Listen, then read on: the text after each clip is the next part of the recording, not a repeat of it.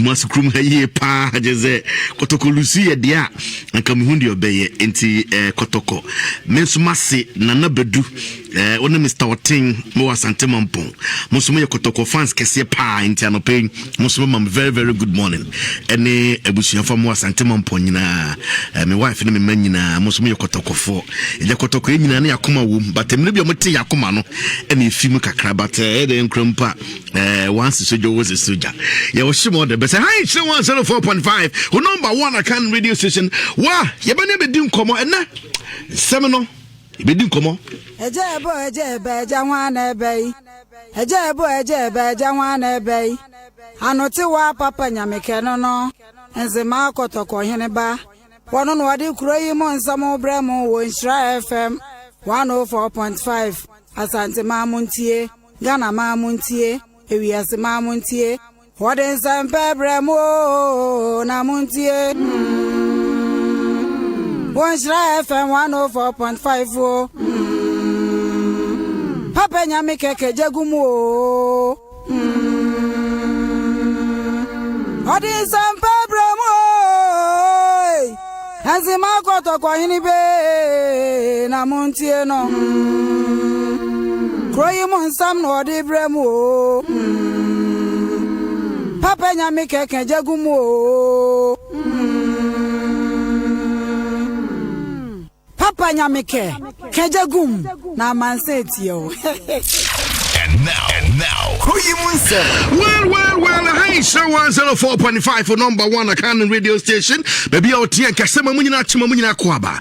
Yemra Fina Fimi Din Common Common Nas, Mamaminko, na Mini NDC Council of Elders, Samoa, Ashanti Reginin Como, and a pay on the statement Baba Bonte and Nina Kofai Mamijin Mensa, say, untie the voice of reasons. The voices of reason.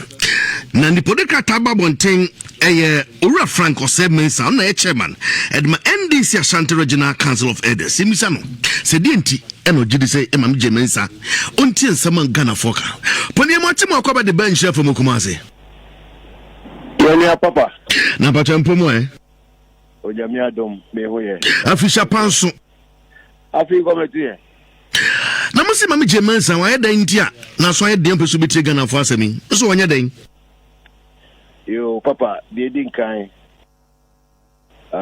another edebia NDC fase breach abo santimai idia we wo pa afise ye papa ye nana akosi ajima ya oshena santimai ha oye kikakoko akunya no dishi ya kron akanchira go ya mi dise eneda ye dini na ochuda e ma santimanya na yako ye ma otumfo ene na dishi ya bushi nyina yako ye ma NDC yako na ema na kwesi abusia na kwesi ajima abusia nyina yako da makan sewe no mamenchia asante manyina ani NDC for penny for Council of Elders and the regional executive all the constituency executive in the party manyina papa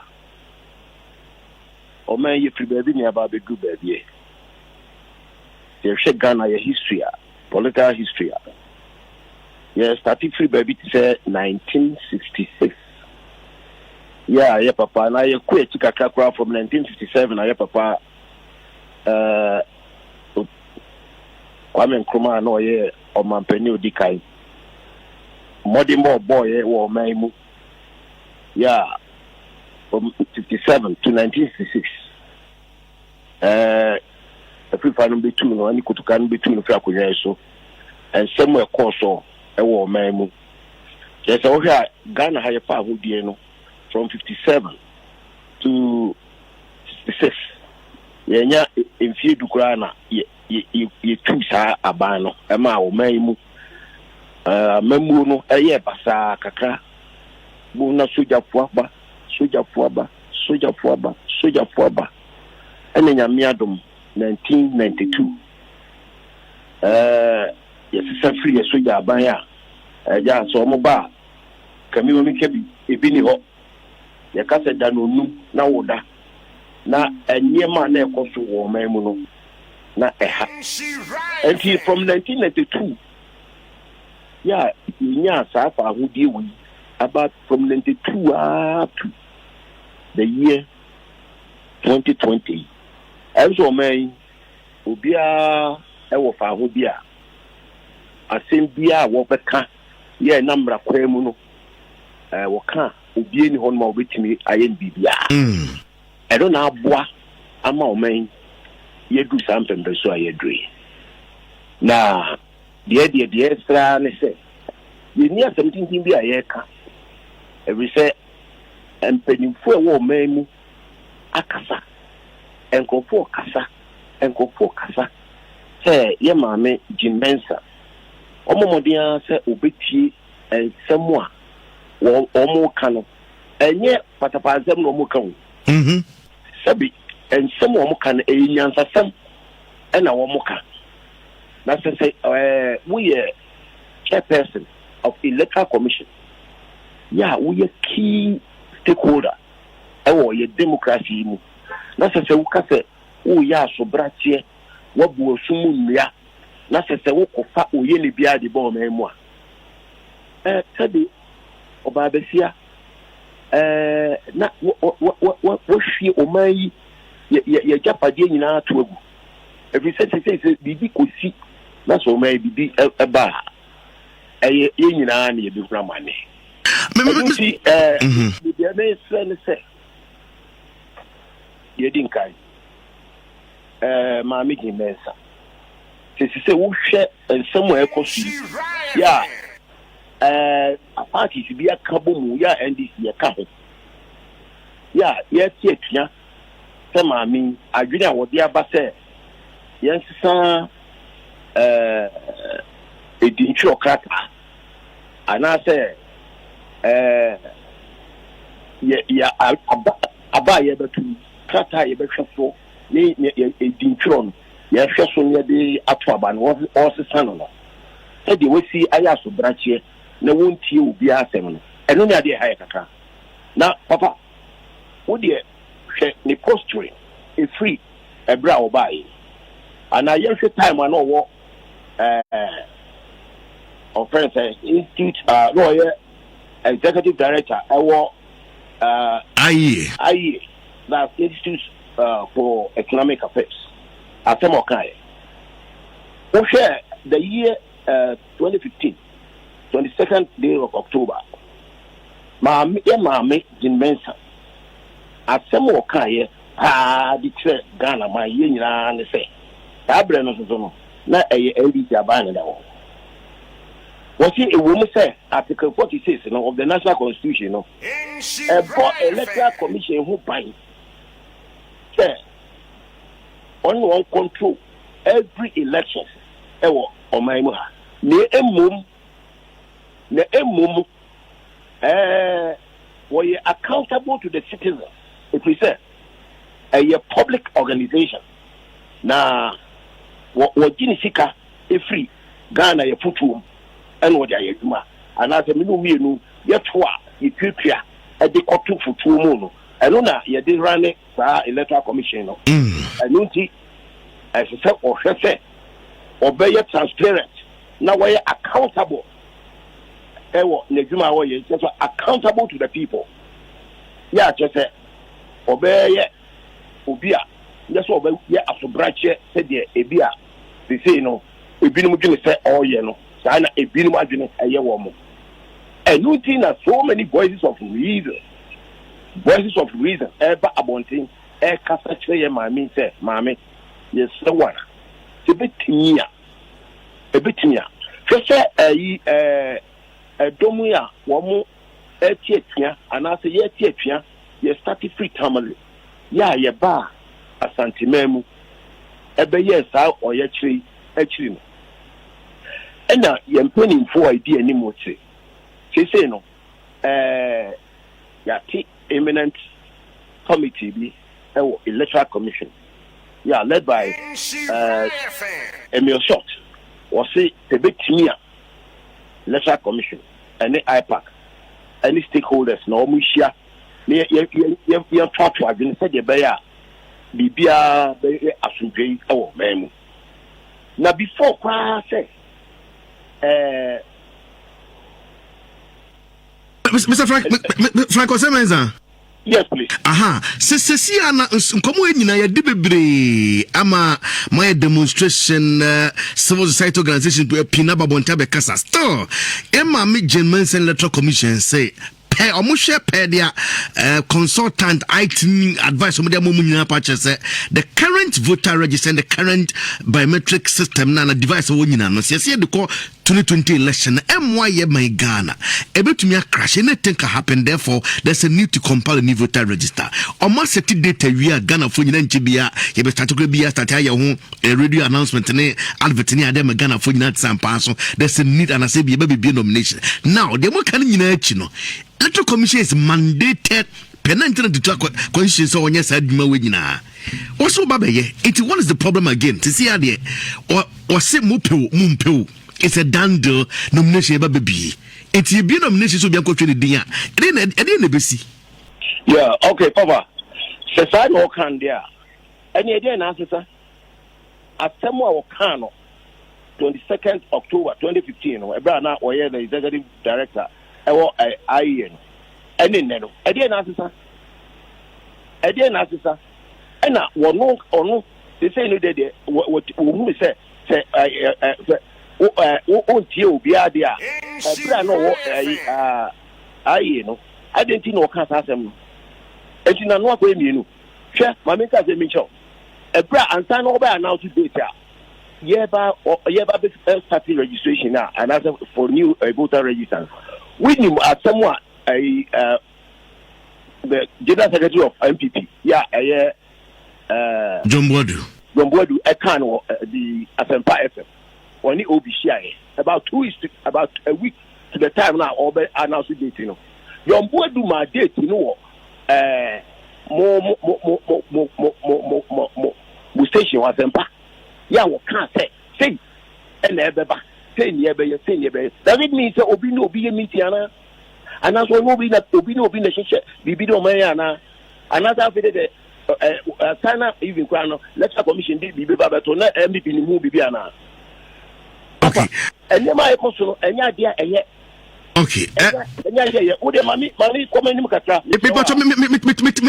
me time to the factor me na sesi ano nyame adoma 30th and the eminent committee yatene interparty advisory committee ni mu nyina am kwakochiem na matoto adwen me bigiri se anka ye ntwen na maybe after the meeting no the befima babia if indeed Electoral Commission said o maka na so meto aso akoso a na ya to se di but sesi ade mami fancy mami na wase because of the time nyame adoma mami conclude Mr. Papa. Okay, what the first for mommy? What I'm saying is that is the more reason why you know as elders and penning for yes so you work political party we also key players. Yes so they are no two they are this idea and yes say you in or send the addition o that one share ni pano and someone ni pano yeah can na asemwa ono ane ni committee penning for ti say ya wo two omo ankasa she date say stakeholders no mun nyina hia no mu fa dwento ato amro man no akọ date ayi don't you think say tap in the back and you hear the extra and say so betimi dia at one thing adwena wo dia beto no one thing say na sadwen onyin free trim kura problem say stakeholders ni nyina be hia no mu be ya dwento ato na bibia tini awie afudwe mu say the be ya oman yanko tibia bi mu a ye nyina obi ani nge ho me da de ye pribia no ye ni ohye bia se ye wori tutumi se ye de hye no we are pleading with us okay enema oye no it's so ohye yi because we tin someone or no ka any someone obi ti say boss ma sorry e ka eno hwe asamo obi ti say ye nia ye nua chairman sabosu e ka say yes sir about what cat area. Be peeing what they say NDC be pinya ba our beauty.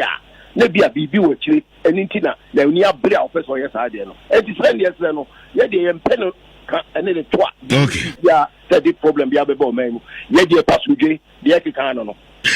Mamma was say Mr. Franco Simmons on a chairman at the NDC Sancho Regional Council of Elders Kano, bringing the time to 17 minutes after 7 high show 104.5 for number 1 Hakan radio station from one political party NDC to another political party, New Patriotic Party. From Saturday and a Saturday boy man seeing a signal from certain constituencies, especially Ashanti Mampong say forms now MP for the buyer. Yes, parliamentary aspirant bia na niju so person contest as a parliamentary no as an MP no ko pick forms no. Okwa Asante Mampong na ba de di mo. Amu question ko pick forms yes forms na sa. E shoku obia. Ni dem say bia ya agro. Ampani ampa. Ba me yanko ne ne boate no usu yaw yes Steve Tafren boys. Only 8 Edema, Honorable Francis Adenimo, former member of parliament, Edema Santemon, of course, a former presidential aspirant MPP in community, and said, the entity no cribu mona, boys, you watch him at the bench there for Mokumazi. Major Papa, Nempomo, Micha in charge of my telephone, Namkupa do Mukra and Kakaka. Damina Moko picking from Sewa Santemon Pomoyabi. You mean, and suddenly, and say, Yenimsa party in the Yemuno. And then I watch a chairman a party in release forms. And Atantimante mu party yes Friday. And among so my forms now available. And the Friday the near watching you more the you call elections committee chairperson honum say you kwako performs ni bi afa. And no say constituency chairman na kukumasi a kwako je forms no. E de aba. It's a fair constituency chairman. No, see you on Kwemu constituency chairman Baby Drew, a corner honum constituency chairperson say forms no. Asa. And they say, now forms if you Kumasi Baba Drew Mampong and Drew party office in performs no. Asa. Yes, the forms in Asa. That was Friday and you may forms no. Asa. But forms do not send a moji bent forms no to me, Asa. Me check some ISF forms 3 and a bar Mampo. Forms 3 pen a bar Sante Mampo. As party in government. Babeko primaries. You were even signals within the constituency say Nipa Sumesi or Bentin Beba, we beba. 3 pe any day a buy. 3 no. I'm told, say Asan. Omwa, you mean so more signals or mobile pikibino.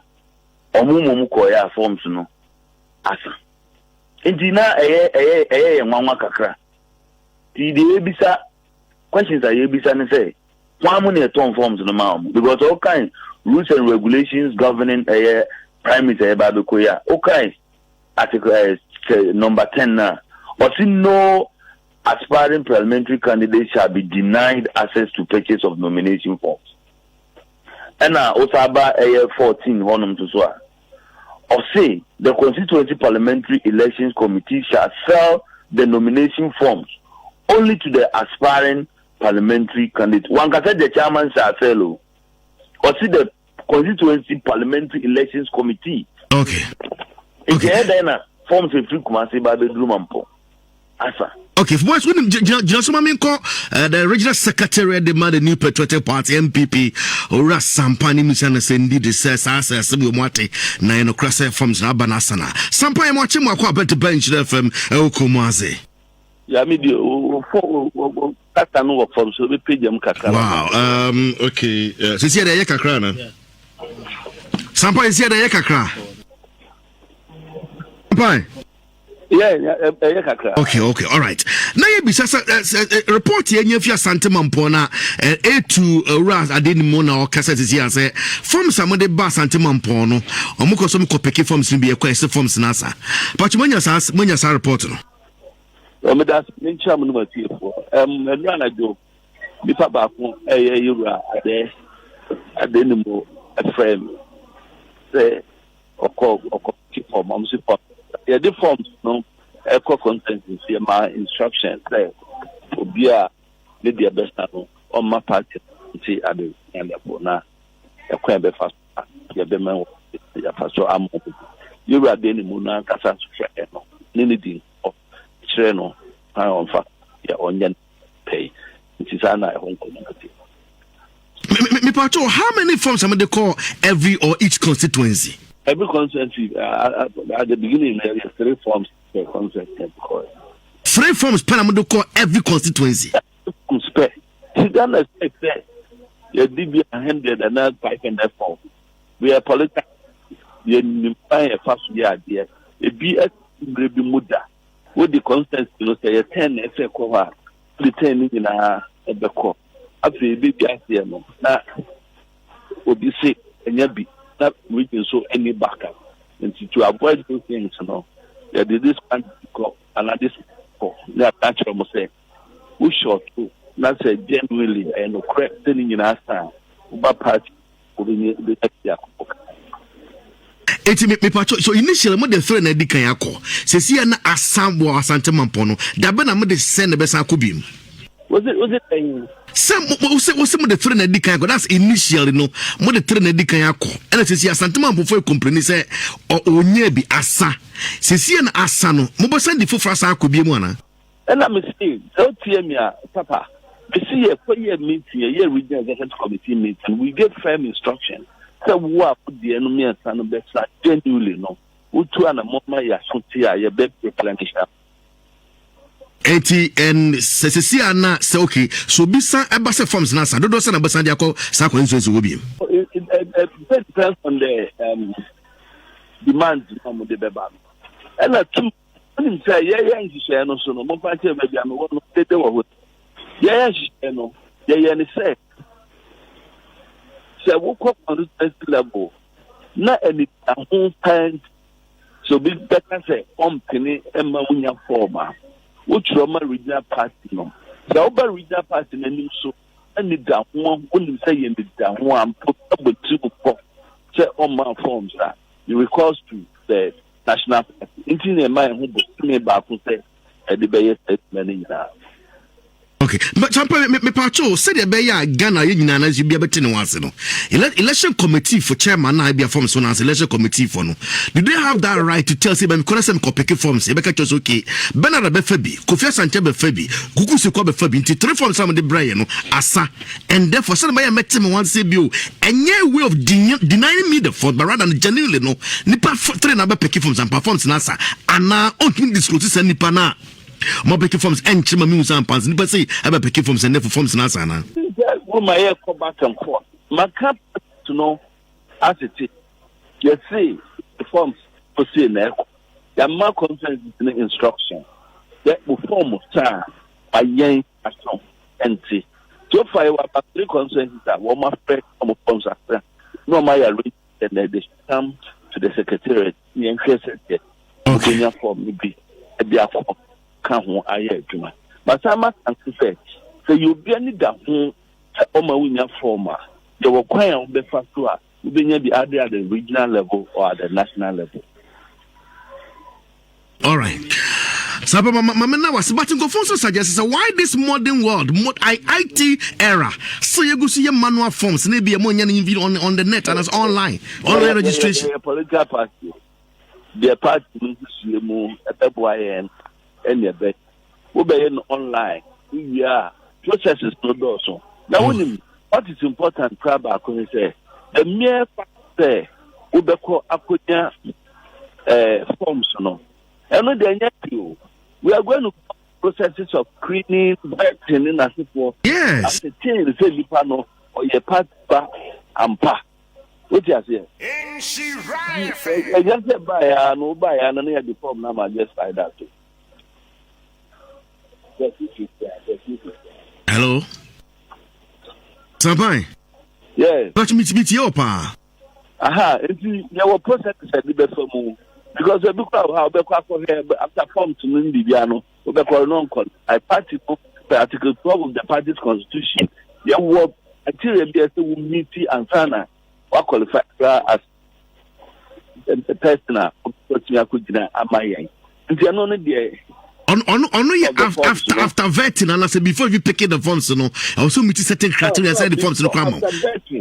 That's how picking forms you don't submit. During the vetting, because the honors of applicants, who are pick the form, when I say my experience, you satisfy all the conditions that is the couple, and yeah, they become come out. The whoop order a journalist, and now which will call is very fair. Who so by your doctor. Okay. Mama no say campaign and then say me can qualify and qualify. You see, we should have been an active member of the party, the consensus for at least 2 years. You should have nurtured the party. You should meet the qualification of consensus party, meet qualification of the regional party. So animal we see Nhyira with background and all of those things. I checked before. If you're doing the process, when you're up. Okay. Sampa Mamina was say now. When Mamma can't remember who say very important. They can't show all officers and all aspirants. We are not going to countenance in discipline. And I never emphasize. We'll be obeying so a party officer, so we aspirant. We are part of the Bechuason. People should get that in clear. In terms of what? Did any panel Bechuason? What was it? Did any panel Bechuason? Sir from Sassan or complain as a dinner? Did any panel Bechuason? We are at the contrary to party leader regulation. We should want to instill discipline within the party. Okay. Matom na was Yakopon can be best happy and Afro be have a wonderful day. All right. Sampaya Secretary the Mother New Patriotic Party MPP Ewa Shant. Hello boys. Papa. Yes, about today the Sampaya can say genuinely se mufi se asa mo committee chairman be catch na obesan the for France abana masa be kopeke intino say na me just want a response. Oh, my teacher my response into the needed adebia was say yen we enso say betumu anamo. But I say yempese obi bese convent issues. And on the coming event cast their shadows. On the njebia na asantimampon yewura wuntumi ebegina Kofi Asika say yebema sitting member of parliament akọ unopposed. Yempese ebekọ akoya adebi say as a calculated attempt. And I must me pass what kind of sound as who did you see from the statement because who understand one kind of women are on opposed but rather no aspirant to be supported fans Bogana say na obi aba mon kanche ni say we na regional chairman na yi no ma obi aba mon kanche ni say onyai na we na regional chairman na yi no nti e ka say obi anya ya what does it mean? Okay, so would you say Sansam kind bia no ye way or person would deny other aspirant from picking forms near day. But he said you should be see change no said Sampaya can if fortuna kono. So forms to be sabana says sana ye wundi be. Yakupon kan have a wonderful day. Ye ni aboati osu ya Stephen the Taffin boys or no ye aided the man ora Francis Adai Nimo or no ye former member of parliament Edema Santimampon constituents at the same time as also a former presidential aspirant at the New Patriotic Party. And I'm not saying that, but I know when you say, and no put here, I just so many some kitwa one aspirant, and the election committee chairman, a catumamento, our just so. Catumamento, our just so.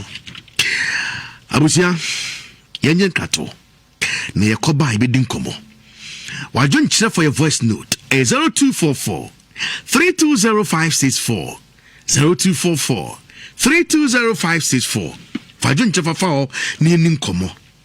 Yakoba, Yabasa trust in Yashe, Nyamaya Duma, said the Yatino, and the former mayor, Nana Akwasi Ajimai, ne 1 week ebason, te otiko koso, 24, say to 2, and ne Manshene Busiafonina. Mamunina yako yebeba na yeso yabejamo ama 1 week na FFF na nyina yehu sedi besi afam issues be now electoral commission abe deny say no kre sending them social media and other media portals say omakra 40 biometric devices e dey fi Nigeria sɛ no be yusu na mo de compile new voter register. In fact I'm seeing treatise report no in mungu baby kra a fabrication obi and a boni timaka sasem no yentuntu baby benya botene de nkomo and an pensem na ba na be bre dos ye ba e be but mudi an agency rating Ghana from stable to positive outlook in terms of Ghana economy. Asha saying bebe na ho e benya botene de nkomo Nhyira 104.5 number 1 akan radio station de ne papa nyameka aquatic mitima mama ne beri madre na ba Kofi Asante once again na ye de but you still live official Facebook page Nhyira 104.5 or no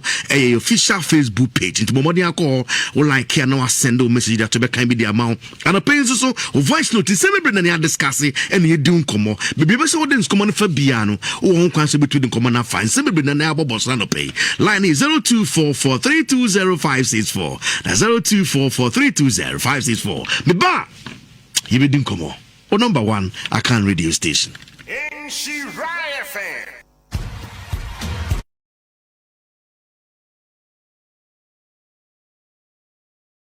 Walk. Love Fitness Walk.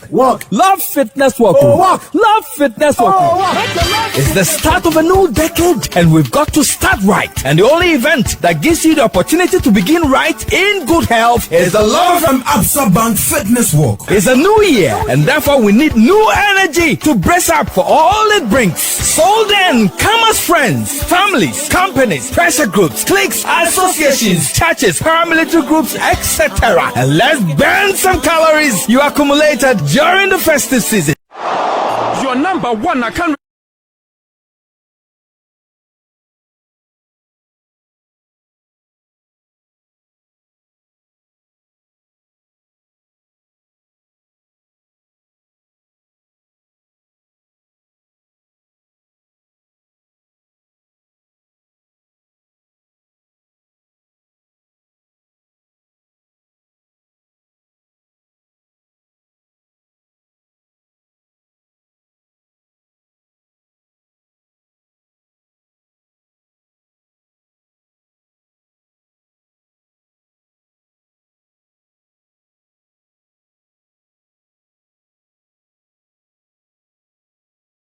There will be free health screening, tidbits, and tutorial. Walk. Love Fitness Walk. Love Fitness Walk. Love Fitness Walk. It's the start of a new decade and we've got to start right. And the only event that gives you the opportunity to begin right in good health is the Love from Absa Bank Fitness Walk. It's a new year and therefore we need new energy to brace up for all it brings. So then, come as friends, families, companies, pressure groups, cliques, associations, churches, paramilitary groups, etc. And let's burn some calories you accumulated during the festive season. There will be free health screening, tidbits, and tutorials on healthy lifestyle. There will also be prizes for the best branded group, youngest walker, oldest walker, etc. Get ready for the selfies, refreshment from sponsors, networking opportunity, some brass band music, and jammer experience, and loads of fun whilst you keep fit. The venue is the Kumasi City Mall, 6 a.m. sharp. Come, let's walk for good health whilst we change from Barclays to Absa Bank Ghana. Absa, bringing your possibilities to life.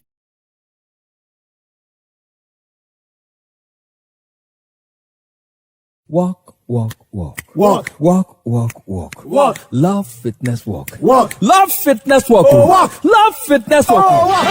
It's the start of a new decade and we've got to start right. And the only event that gives you the opportunity to begin right in good health is the Love from Absa Bank Fitness Walk. It's a new year and therefore we need new energy to brace up for all it brings. So then, come as friends, families, companies, pressure groups, cliques, associations, churches, paramilitary groups, etc. And let's burn some calories you accumulated during the festive season. There will be free health screening, tidbits, and tutorials on healthy lifestyle. There will also be prizes for the best branded group, youngest walker, oldest walker, etc. Get ready for the selfies, refreshment from sponsors, networking opportunity, some brass band music, and jammer experience, and loads of fun whilst you keep fit. The venue is the Kumasi City Mall, 6 a.m. sharp. Come, let's walk for good health whilst we change from Barclays to Absa Bank Ghana. Absa, bringing your possibilities to life.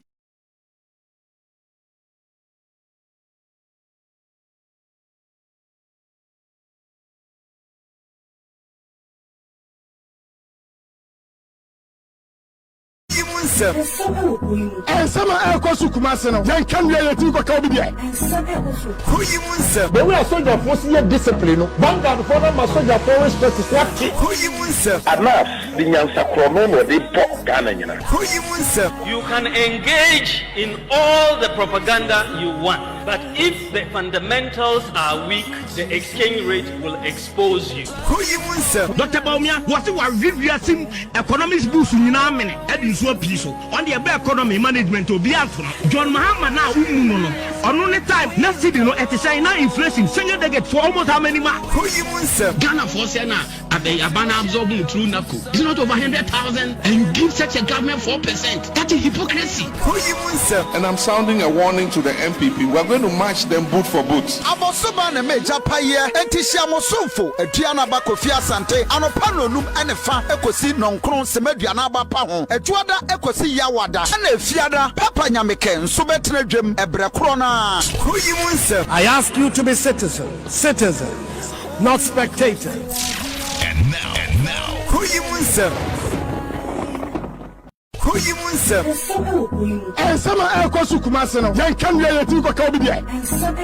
Kuro Yi Mu Nsem. But we are soldier force here discipline no. Vanguard for them soldier for respect to safety. Kuro Yi Mu Nsem. Enough the nyansa krono no dey pop Ghana nyina. Kuro Yi Mu Nsem. You can engage in all the propaganda you want, but if the fundamentals are weak, the exchange rate will expose you. Kuro Yi Mu Nsem. Dr. Baumia, what you are reviewing economics boost in a minute, and in so piece on the economy management to be out from John Mahama now.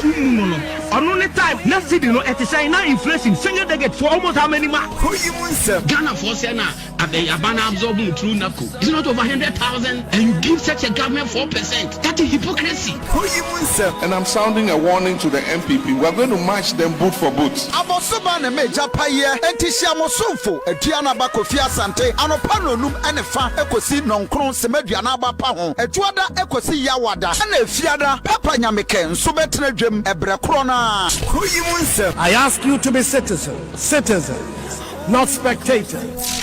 And now, Kuro Yi Mu Nsem.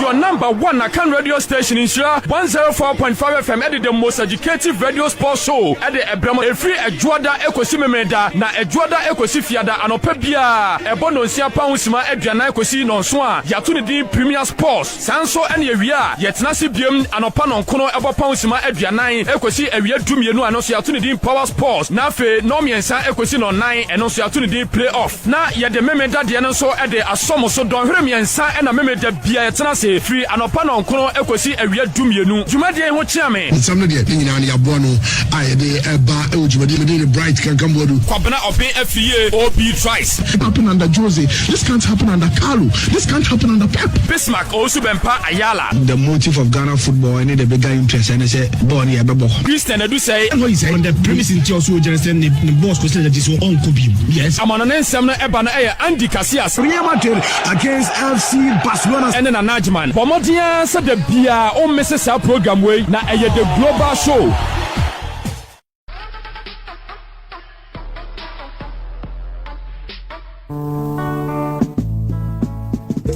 Show 104.5 Yawazoye anything na yede obra at 1 eba wonchen ye from your sofu nearby efe amano ubeti ya from lady amano mayenhia fidjuada kwesi efiada obra at 1 p.m. pepepe enchechire bebrewom adesua ewom ememmensu emma esu enkwada esre ye tua school fees ni ye hwe bia yeresa na ye bobi emomu nya adwuma how be na wom mayenhia 1 p.m. debiarada edjuada kwesi efiada manu play back up no ne be mate ho wo sis de si ye nyina no wamba hospital ni buofu de wo ko ya wo se e Canada wo ye nwie wo sa kwone na sa kwatrase owie ye now ama na sa anyi mudiem wo ba ya wo kan nyina wanka ma na me kwa mentiase wo mensia e ye feelings so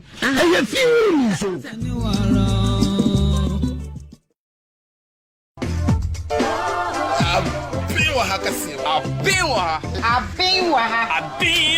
news na mitie asem wo ho me se me di asam nam police ni bia kwaji obeyire asa bo be ma na guso hey adai e ya bin wa ha soko Abewa ha eye ewiase musam ene obra ensama hodo a eba so no ene enya abote twetwa ne nkakra ede bro. Eno ti hia ye memre da bia ebra dumienu abob ere kwapem se dumienu bebo apam mu. Ensama wo bete no ebi areho akramani gina me ba ne ho eta feeling moja.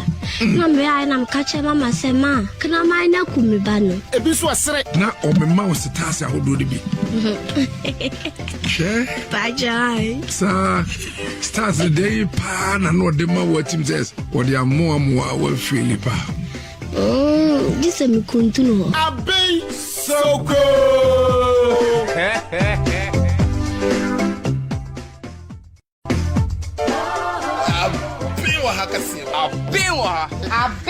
Abiwa news na mitie. Asem wo ho. Me se me di asam nam.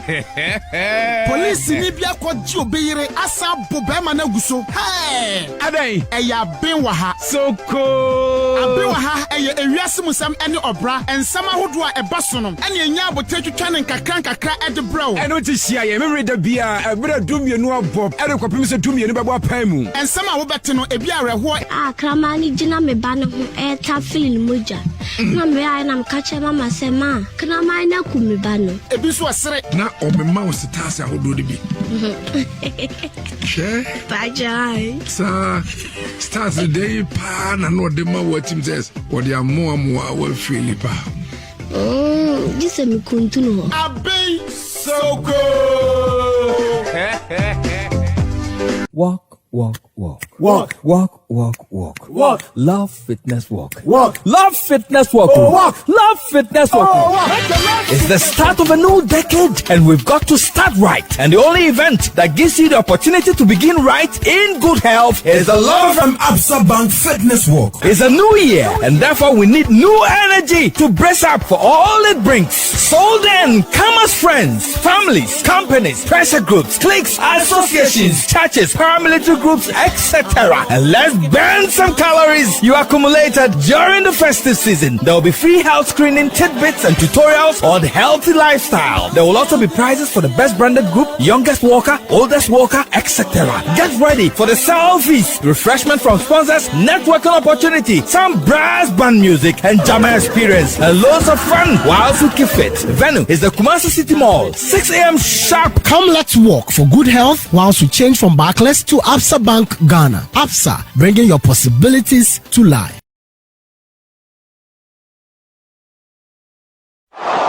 Your number one Akan radio station in Nhyira 104.5 FM at the most educative radio sports show at the Ebramo Efri Ejuada Ekosi Memeda na Ejuada Ekosi Fiada anope bia ebono nsia pausima aduana ekosi nonso a yatuni di Premier Sports sanso ene ewia yetenase biem anopa nonkono ebo pausima aduanan ekosi ewia dumienu anoso yatuni di Power Sports na fe no miensa ekosi no 9 eno so yatuni di Playoff na yede Memeda de nso ede asomoso don hwere miensa ena Memeda bia yetenase free anopa no nkono ekosi awia dumienu dwumadie ho chiame nsam de nyina ne yabo no ayede eba e dwumadi me de bright kan kambodu kwabena obe afie OB twice it happen under Jose, this can't happen under Carlo, this can't happen under Pep. Bismarck also bempa Ayala. The motive of Ghana football and the bigger interest and say born here bebo Christian Edu say what he say on the premise in also just the boss question that is on Kobe. Yes, amana nsem na eba na Andy Casillas Real Madrid against FC Barcelona and then Najman Pomodia said the bia o misses our program way na the global show.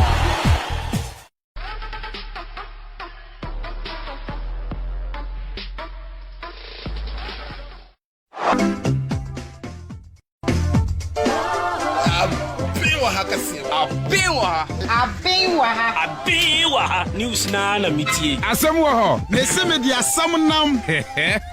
Police ni bia kwaji obeyire asa bo be ma na guso. Hey! Adai. Eya benwa ha. Soko. Abewa ha eye ewiase musam ene obra ensama hodo a eba so no. Ene enya abote twetwa ne nkakra ede bro. Eno ti hia ye memre da bia ebra dumienu abob ere kwapem se dumienu bebo apam mu. Ensama wo bete no ebi areho akramani gina me ba ne ho eta feeling moja. Na me ai na mkache mama sema kana mai na kumi ba no. Ebi so asere na omema wo stars ahodo de bi. She Bajai. Sa stars the day pa na no de ma what team says what they are more wa feel pa. This is me kuntuno. Abe Soko. Gloriatima Etia Negambra, the Municipal Chief Executive for Kuro Municipal Assembly. The Assembly is a proud partner to the Love FM APSA walk scheduled for 1st February 2020. This walk is very, very important and necessary because during the Christmas season, we ate a lot, drank a lot, chew a lot of fat into the system, and for that matter, we need to walk and burn some of the calories. I am coming, and I want everybody to join this exercise. I am also inviting everybody within the Kumasi metropolis, especially the people living within the municipality of Kuro precisely, to come and burn some of the fats. I will be there, and I want you to be there. I am Gloriatima Etia Negambra, the Municipal Chief Executive for Kuro Municipal Assembly. The Assembly is a proud partner to the Love FM APSA walk scheduled for 1st February 2020.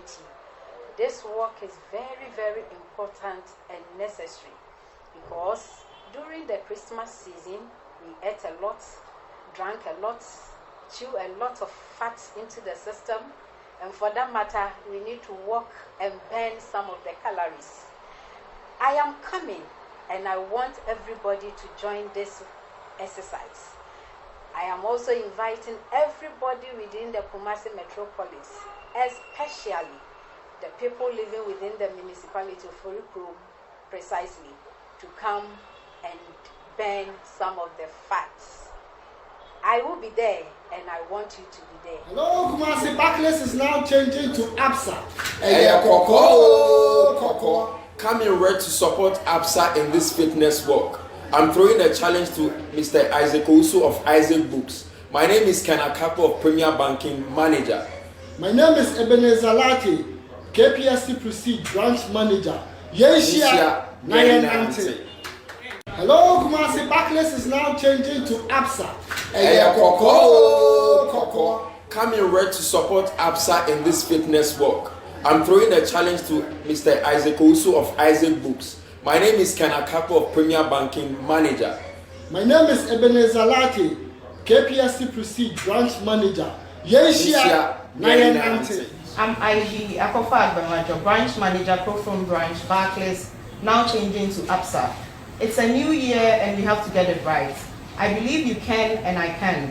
Come join Love FM Fitness Walk on the 1st of February. I can, you can, and we can. Come walk with APSA. I'm throwing the challenge to Raymond Coulson of Mantra Ghana Limited. Thank you. I'm Beatrice Frempong-Yamwa, a cluster manager at Barclays Bank, changing to APSA. I'm joining the Love FM APSA Fitness Walk because a healthy mind lives in a healthy body. Kumasi, come in red and join the Love FM APSA Fitness Walk. I'm Beatrice Frempong-Yamwa, a cluster manager at Barclays Bank, changing to APSA. I'm joining the Love FM APSA Fitness Walk because a healthy mind lives in a healthy body. Kumasi, come in red and join the Love FM APSA Fitness Walk. I'm Beatrice from Gloriatima Etia Negambra, the Municipal Chief Executive for Kuro Municipal Assembly. The Assembly is a proud partner to the Love FM APSA walk scheduled for 1st February 2020. This walk is very, very important and necessary because during the Christmas season, we ate a lot, drank a lot, chew a lot of fat into the system, and for that matter, we need to walk and burn some of the calories. I am coming, and I want everybody to join this exercise.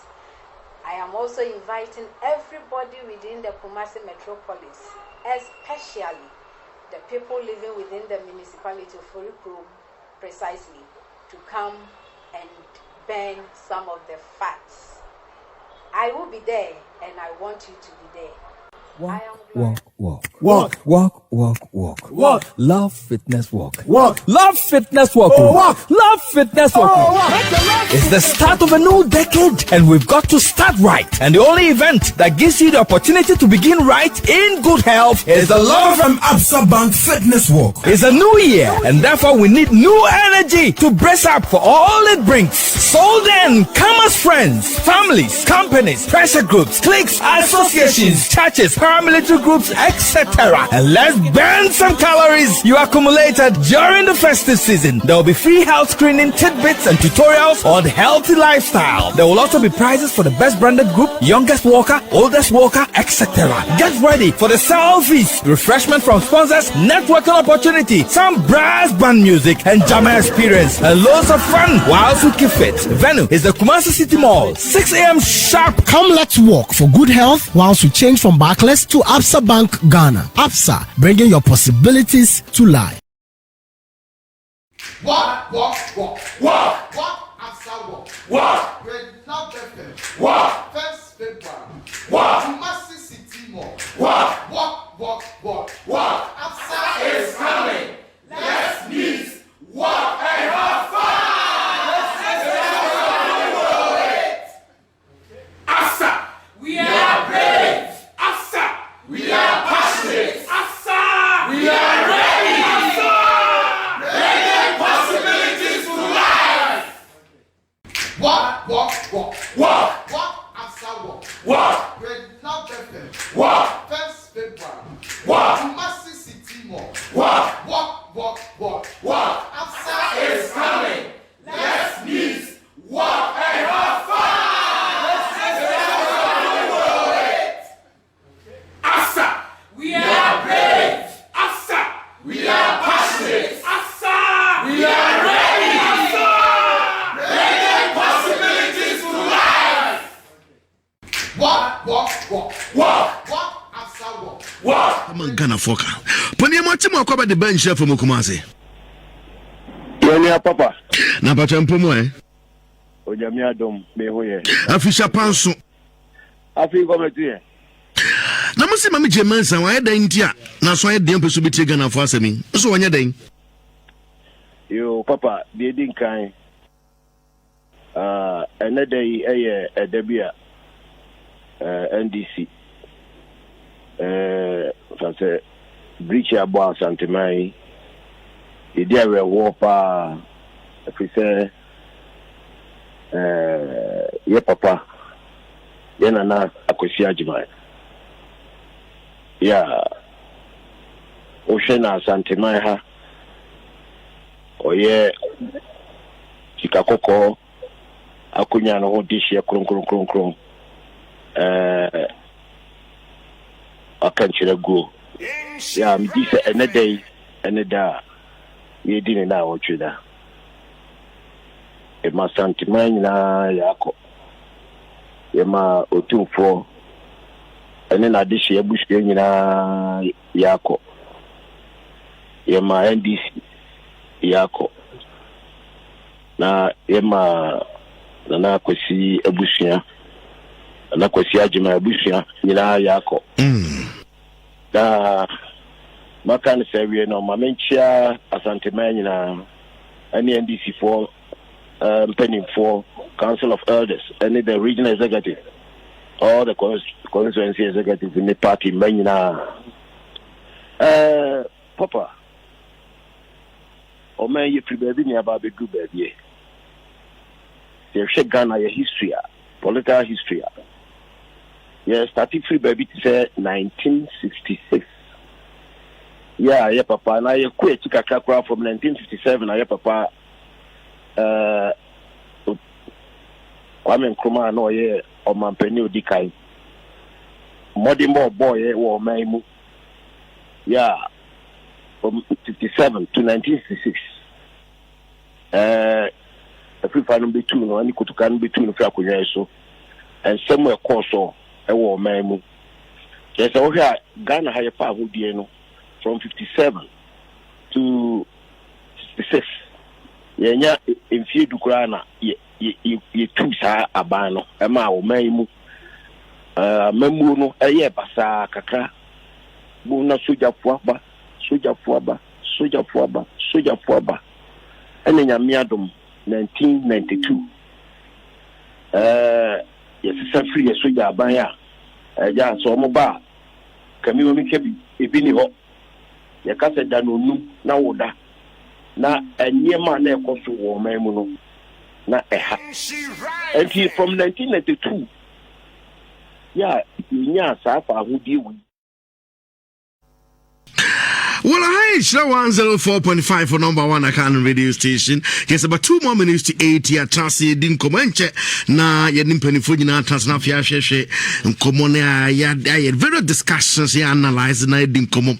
But no pain, be mu akwanya na so bam na be din komo. But nyame adomo china and the biggest event ceremony Abeba Ghana, the commissioning of 300 more than 307 ambulances, as Yamika said, they are buying are quite true special initiative, no. And Yamia Dumochina, and I Excellency and another Dankwa Kufuado, Ebe commissioner, ya distributor the various centers, the various constituencies. Could you upon Kruma on the year information minister? Or the similar to Jam? Yintie Yokai Asamatu obi atorentama obi a wose ehwe ne so ansa na de nedu hospital kwa e fa so eye ho adwuma no aban pejamu fitibena da ekoi ye de ambulances mako ahasa na ekiri emergency medical technicians EMT4 be ahasa na ekiri say omay radio omo ye adwuma wo ambulances ni mo ansa na omo eka ho ayeboa om ansa na omo ehwe so hu say baby a wo frɛ fini aha na yɛmfa ambulance number o ma frɛ na dispatchers no so bɛyɛ aduasa ne yɛkyere abanada yɛbɛgya wɔn kwan na Ghana fa na nyina baby on bɛkɔ akɔyɛ adwuma no o ma fiase ayɛ deɛ frɛ no digitized ICT dispatch system sɛ wo frɛ ya na map akyerɛ sɛ aha na wogyina anasa ha na wo frɛ finti yɛsoma ambulance bi ma na ba ɛna yɛ digital address system ne ade ni baby ɛde ba no na ɔsɔ ɔmo yɛ ho adwuma ɛnɛ ɔmo ayɛ ho adwuma asana tracking devices for ninara ɔmo ayɛ ho adwuma labeling ɔmo ayɛ ni na ho adwuma nti benada yɛbɛgye ɔmo kwan na ɔmo afi ase akɔyɛ adwuma ɛwɔ man no afa na bebree. And now, Kuro Yi Mu Nsem. Information Minister Kojo program exactly 8 o'clock right here. The Nyame Adomo Chinese number would say the ceremony here they ebe commission the ambulances he be distributed across the various constituencies. Wow, criticism pina na kobaye minority for describe na kufor as insensitive. Say ambulance sabidu ye man Ghana na siwo ya pack it for so many months. Na in distributed as in kan konsheba na nkofo emergency sabaye ntumi enye nkofo fan hospital awodo nyina no nyame ya dum asisi ya ochina bia be kosi kama ka benya botine di komo na no pay kwaku asafo agye ono deputy communication officer de ma NDC wa Shanti region ebe come in sasa so ena Joseph Owusu AK Odenchem district chief executive de Masachira from Plains representing the new patriotic party MPP and was so na Akwasi Adai Odike UPP founder and leader Babe Kayan Senior Dinkomo 0322083581 83582 83583 83584 Sembebre and ya bobosun but you did kind you can chinko for kakra or margin to modify a voice note 0244 32056 for dinko for the buy yintika can you and afia line so. Well. The acoustic Papa Nyameke. Papa, Nyankopo Nhyira Papa. Ye frame yaw amponsa meka safri. Asante achim kurufa himfi. Abrosano sope na mesha meka sei. Mti Nhyira FM. Papa, ye mo osia de yo nana adodankwa. Ekufu ado abaso papa. Prekese jama adua ofiti kutia na ne ho agye afiefi. Na kufu ado. Okasi enso no hwe Ghana fo enso no hwe senke ya enso na hwe a nka ya haye ho papa. Yedana se ambulance dudu ya odi abai ebe boa omai have obeboa ayare hweni ade waya ade NDC fo eba omampenda da ma ne NDC ba mutimi di sa sa ade we bi omantimi anye bi na fe na Ghana mbi ni mu yento atoa na wache na onfemra no pese ni nyina no boa ifiri kina ko mo behu ambulance papa na kufu ado de aba Nana Kufuado. We are Oko Ghana Education Service in Makunuma. Na you will be set transfer grant. And a car maintenance allowance and a teacher for any headmasters in Mefunya. NDC by one farm mobile, one tria, Nana Kufuado by Utria. Hello, good morning. Pacho, a friend, Ayarga. Majidi say ambulance day. Oshe Asukarman for municipal. President Mama Tam, what the bed to na buy. And Suni na Ali Dubai, wa mani na say no paki ego, and necessary mobile wa ni na ego Ali do assess any na. Intianya ambulance na ebetichen, ne maintenance no, and in a here. Because ambulance they oba ya obebre or Ghana my by omo hweso na omo hwe ne ye enti omo hweso se na be ya ebeche ama aboa asantimai enti midamas Nhyira FM. Good morning, Unu Ahmed ni Mkasa Free 3. Papa ambulance commissioner de me don't know Ghana na mo se sad na mo ye no kase ambulance ye commission ambulance bi ada ambulance ko commission na ye dini pa no tuma owu obunya nkwa na ambulance de nka utoba ye na ye de kuma Asante region ni area koma mu ye to we ye ko ti region ni area koma mu ye to we de ko voter region ni area koma mu ka ambulance de nka sa ni ye no ye to ye ne ebeba no bibia ye ready wo ni area koma mu na ambulance no so se ya ye e wo se komutimi nya engineer for omubeye ambulance ho adwuma other government adwuma no nyina wasen komu wo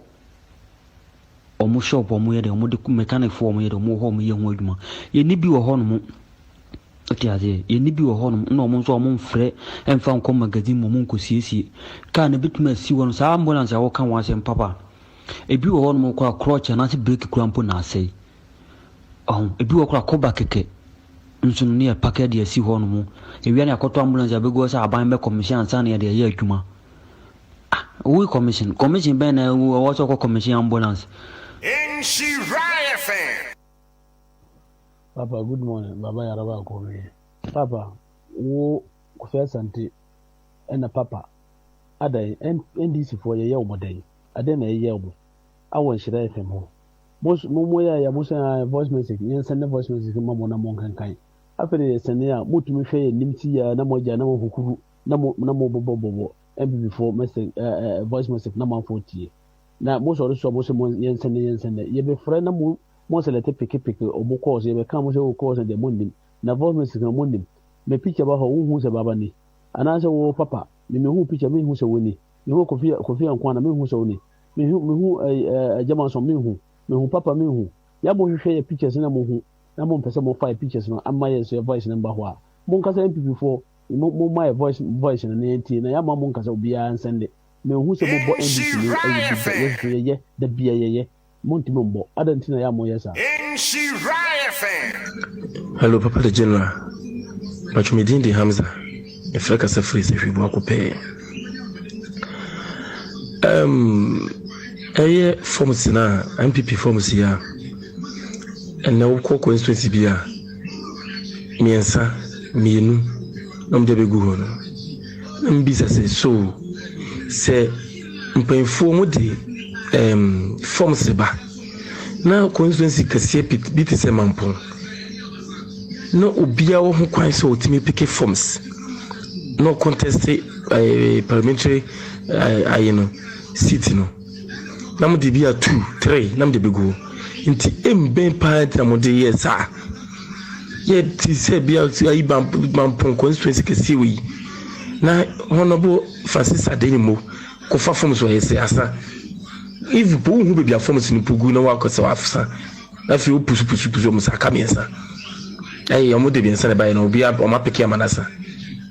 No man e koso wo party mu no. Mpanfomra no mo sa me hwe omunya very second look of it na mo ntimi nye no ma yi. Na wo mo gu a se bi ti se e bi esubin no mo de forms ni nyina kugu ampifie. No ma yi jomba ye o so wie. Azra mo se Monday na MP no no ye yi no. Mo constituency executive wo na mo nyina ma ya lines to the MP. Na mo de mo say ye no ma bia obi chese entwa ye Nhyira FM. Papa Akwati, good morning. This year will be at 2 p.m. new Kasafri Asante Mampo. Mani Kancha and this regional chairman, Mr. Augustus Sandu, will be at 2 p.m. Papa, a best say Pebble one, a Jashishi Abba, the best will be some because fire is a good servant, but a bad master. Me feel Papa 2 p.m. on Macau. Apani morning, new power yabo magana. That was it. Another danko kufado, uji nipe bia wodwene Ghana ho papa we na hini se no. E se de ma no. Na sami jamfini no crofo so lo ma betra no mkeka de ni kwaze omuka. Na na do mo pompo se ko ne 4 years aka wi abomi so de ne dia tato. Jana Ghana for if Ghana say you want to free SHS by you want to that was open case. Papa Nyamake the general we dey oga wele ne metodun carry mame mo abaso na me mo menchia yura eskeniama kwada so MP owe adwumaden a obo kwada so a statement yura eskeniama na mechia na bo yijibo a change so bi na MP on so statement na yemanu agye ahwere atwuma nwa bi agya South MP the make can say papa yebebo yura dan kwakufu ado abaso send ejebu enya bedu na ambulances na ode ba or ba chama district bi enya ne de ne de aye adwuma the various hospitals papa bi say ne hia nya dwondro man ma maya se ska koye bas brandon dibi koye confirm ni ade aye ho ba bia confirm ni kosi nya me say uradan kwakufu ado na ba me dase. Well, I show 104.5 to voice with Kakraba and Yabubi Motin and the Bokrata, and so then same Pinabakosha Daily Graphic determining the presidential election winner. Vote must be over 50%, 50% plus one constitutional misrepresentation. That's Professor Tibuating and Ekasa Simwe at the front page of the Daily Graphic this morning. No more permit for new cement companies. Also on the front page of the Daily Graphic. Crusading guide, mess at pre-sec staff school, head teacher hijack, PTA dues, open market levies and examination fee part 1. On the banner headline on the front page of the Crusading guide Nanopeya or the Abba Sansoso and a statesman, positive progress, economic hit, a record best. And also that the front page of the Daily Statesman, the Ghanaian Observer, Ghana's economy at all time best in a decade. That's Moody's. And also the Ghanaian Time this morning, big boost for healthcare service as president to distribute 307 ambulances to 275 constituencies tomorrow. Daily Guide this morning, Ghana's economy get positive rating. NDC versus EC Plan B activated after failed demos. That's also on the front page of the that's the Daily Guide. Double Katamu 7 on a Momo Boy made the brown MTN or Possimin Control say the flexi bundle the bar. Since a bit to see the OPBI or MTN bundle. Now so Dali star 138 hash star 138 hash and enjoy a lot of bundles from MTN. MTN is everywhere. You could now make cookies catch us on the 10th of February and a Barclays Bank. Yes, said they are called ABSA. Kratisyam Kasa the Enya Kacho Dada. Say Barclays is now part of ABSA family, and therefore this year the Barclays Bank will be say ABSA. Now Barclays is part of ABSA family. This year the Utum say colors na negusu sano achesenchi bia bebe kobiano a very beautiful warm red. Yeah, that is ABSA for you. So from the 10th of February, Barclays has become ABSA. Remember, Barclays is part of ABSA family, and Barclays Bank is a registered commercial bank, and Barclays brand is a use under license. Nhyira 1045. Mama Jen Captain me ba. You must be your line no say ko pay cost kakra. You know number 1 account radio station. Me ba na ma to asamo. Robert and Sons ma wonu abusia mu ni nyina official po. Wo se bra no won fa be fun fidie ni nimdie.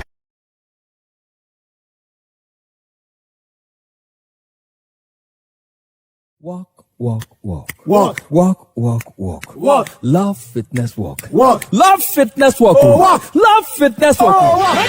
It's the start of a new decade, and we've got to start right. And the only event that gives you the opportunity to begin right in good health is the Love from Absa Bank Fitness Walk. It's a new year, and therefore we need new energy to brace up for all it brings. So then, come as friends, families, companies, pressure groups, cliques, associations, churches, paramilitary groups, etc. And let's burn some calories you accumulated during the festive season. There will be free health screening, tidbits, and tutorials on healthy lifestyle. There will also be prizes for the best branded group, youngest walker, oldest walker, etc.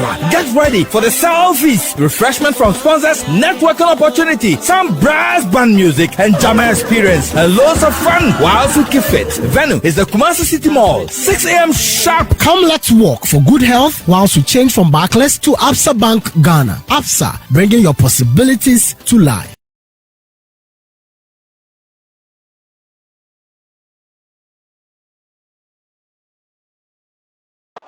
Your number one Akan radio station in Nhyira 104.5 FM at the most educative radio sports show at the Ebramo free Ejuada Ekosi Memeda na Ejuada Ekosi Fiada anopebia ebono nsia pausima aduana Ekosi nonso ya to ne Premier Sports sanso ene ewia yetenase biem anopa nonkono ebo pausima aduanan Ekosi ewia dumienu anoso ya to ne Power Sports na fe no miensa Ekosi no 9 eno so ya to ne playoff na ye de Memeda de no so e de asomo so don hwere miensa ena Memeda bia yetenase free anopa nonkono Ekosi ewia dumienu jumade ho chiame nsam de nyina ne yabo no ayede eba e jumade me bright kan kambodu kwabena obe afie OB twice happen under Jose, this can't happen under Carlo, this can't happen under Pep. Bismarck also Bempa Ayala. The motive of Ghana football, I need a bigger interest, and I say Bonnie Abebo. Christian Edu say what he say on the premise in also just the boss percentages were on Kobe. Yes, I'm on an Nsem Ebana Andy Casillas Real Madrid against FC Barcelona and then a Najman. Pomodia said the Bia on Mrs. program way na the global show.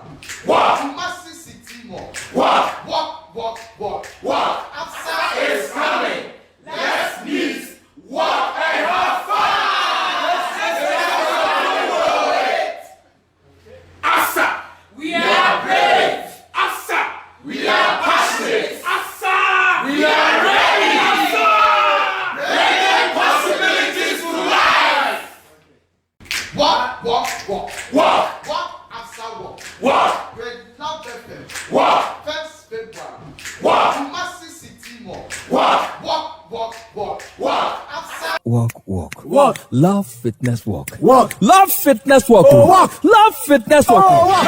It's the start of a new decade, and we've got to start right. And the only event that gives you the opportunity to begin right in good health is the Love from Absa Bank Fitness Walk. It's a new year, and therefore we need new energy to brace up for all it brings. So then, come as friends, families, companies, pressure groups, cliques, associations, churches, paramilitary groups, etc. And let's burn some calories you accumulated during the festive season. There will be free health screening, tidbits, and tutorials on healthy lifestyle. There will also be prizes for the best branded group, youngest walker, oldest walker, etc.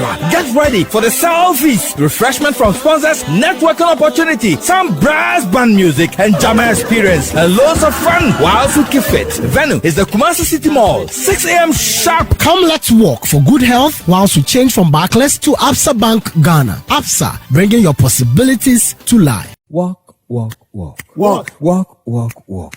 Love Fitness Walk. Love Fitness Walk. Love Fitness Walk. It's the start of a new decade, and we've got to start right. And the only event that gives you the opportunity to begin right in good health. The Municipal Chief Executive for Kuro Municipal Assembly. The Assembly is a proud partner to the Love FM APSA Walk, scheduled for 1st February 2020. This walk is very, very important and necessary because during the Christmas season, we ate a lot, drank a lot, chew a lot of fat into the system, and for that matter, we need to walk and burn some of the calories. I am coming, and I want everybody to join this exercise. I am also inviting everybody within the Kumasi metropolis, especially the people living within the municipality of Kuro precisely, to come and burn some of the fats. I will be there, and I want you to be there. I am Gloria Tima Etia Negambra, the Municipal Chief Executive for Kuro. Hello, Kumasi Backless is now changing to APSA. Koko. Coming ready to support APSA in this fitness walk. I'm throwing a challenge to Mr. Isaac Ousu of Isaac Books. My name is Ken Akapo of Premier Banking Manager. My name is Ebenezer Lati, KPSC Proceed Branch Manager. Nhyira Nhyira. Hello, Kumasi Backless is now changing to APSA.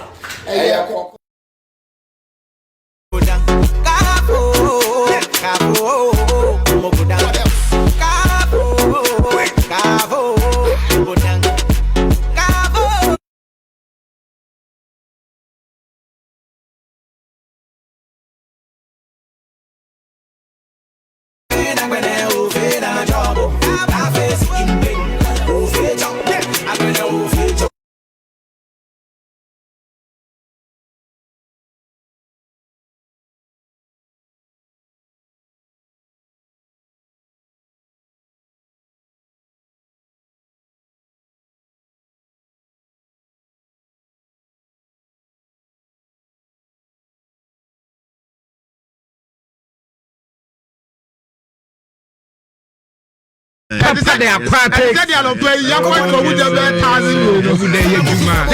The weakest we are going to come here. Has to phone the swing cacranos. I'm to know who swing cacranos. No, we said Jerusalem. Our friend was somewhere. They say Kotokonogo if you do. Them do it has to fuck shock. It was on boom home. I'm going home. After the home. I find it. I'll be fine. And Chena, be fine. Would the cure then Chemness. But you mean you couldn't look at Canada. Comosisiana, Yabana Papa. I'm a publisher for Haitian 104.5 in Ukraine.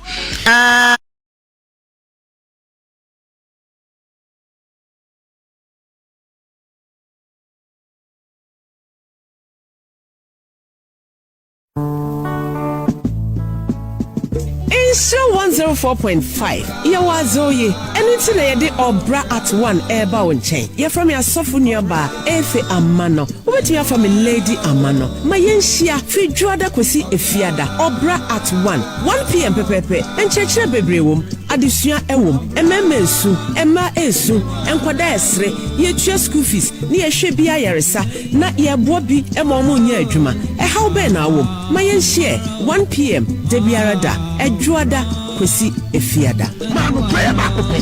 Who be matter? Who says they see you now? Wamba hospital the boy for the who call ya? Say I can't how you what's that calling us aquatrasi? We now. I'm not signing with you. Uba ya can in a wanka. Ma, let me come and tell you, Mensia. And you're feeling so. And you're feeling so.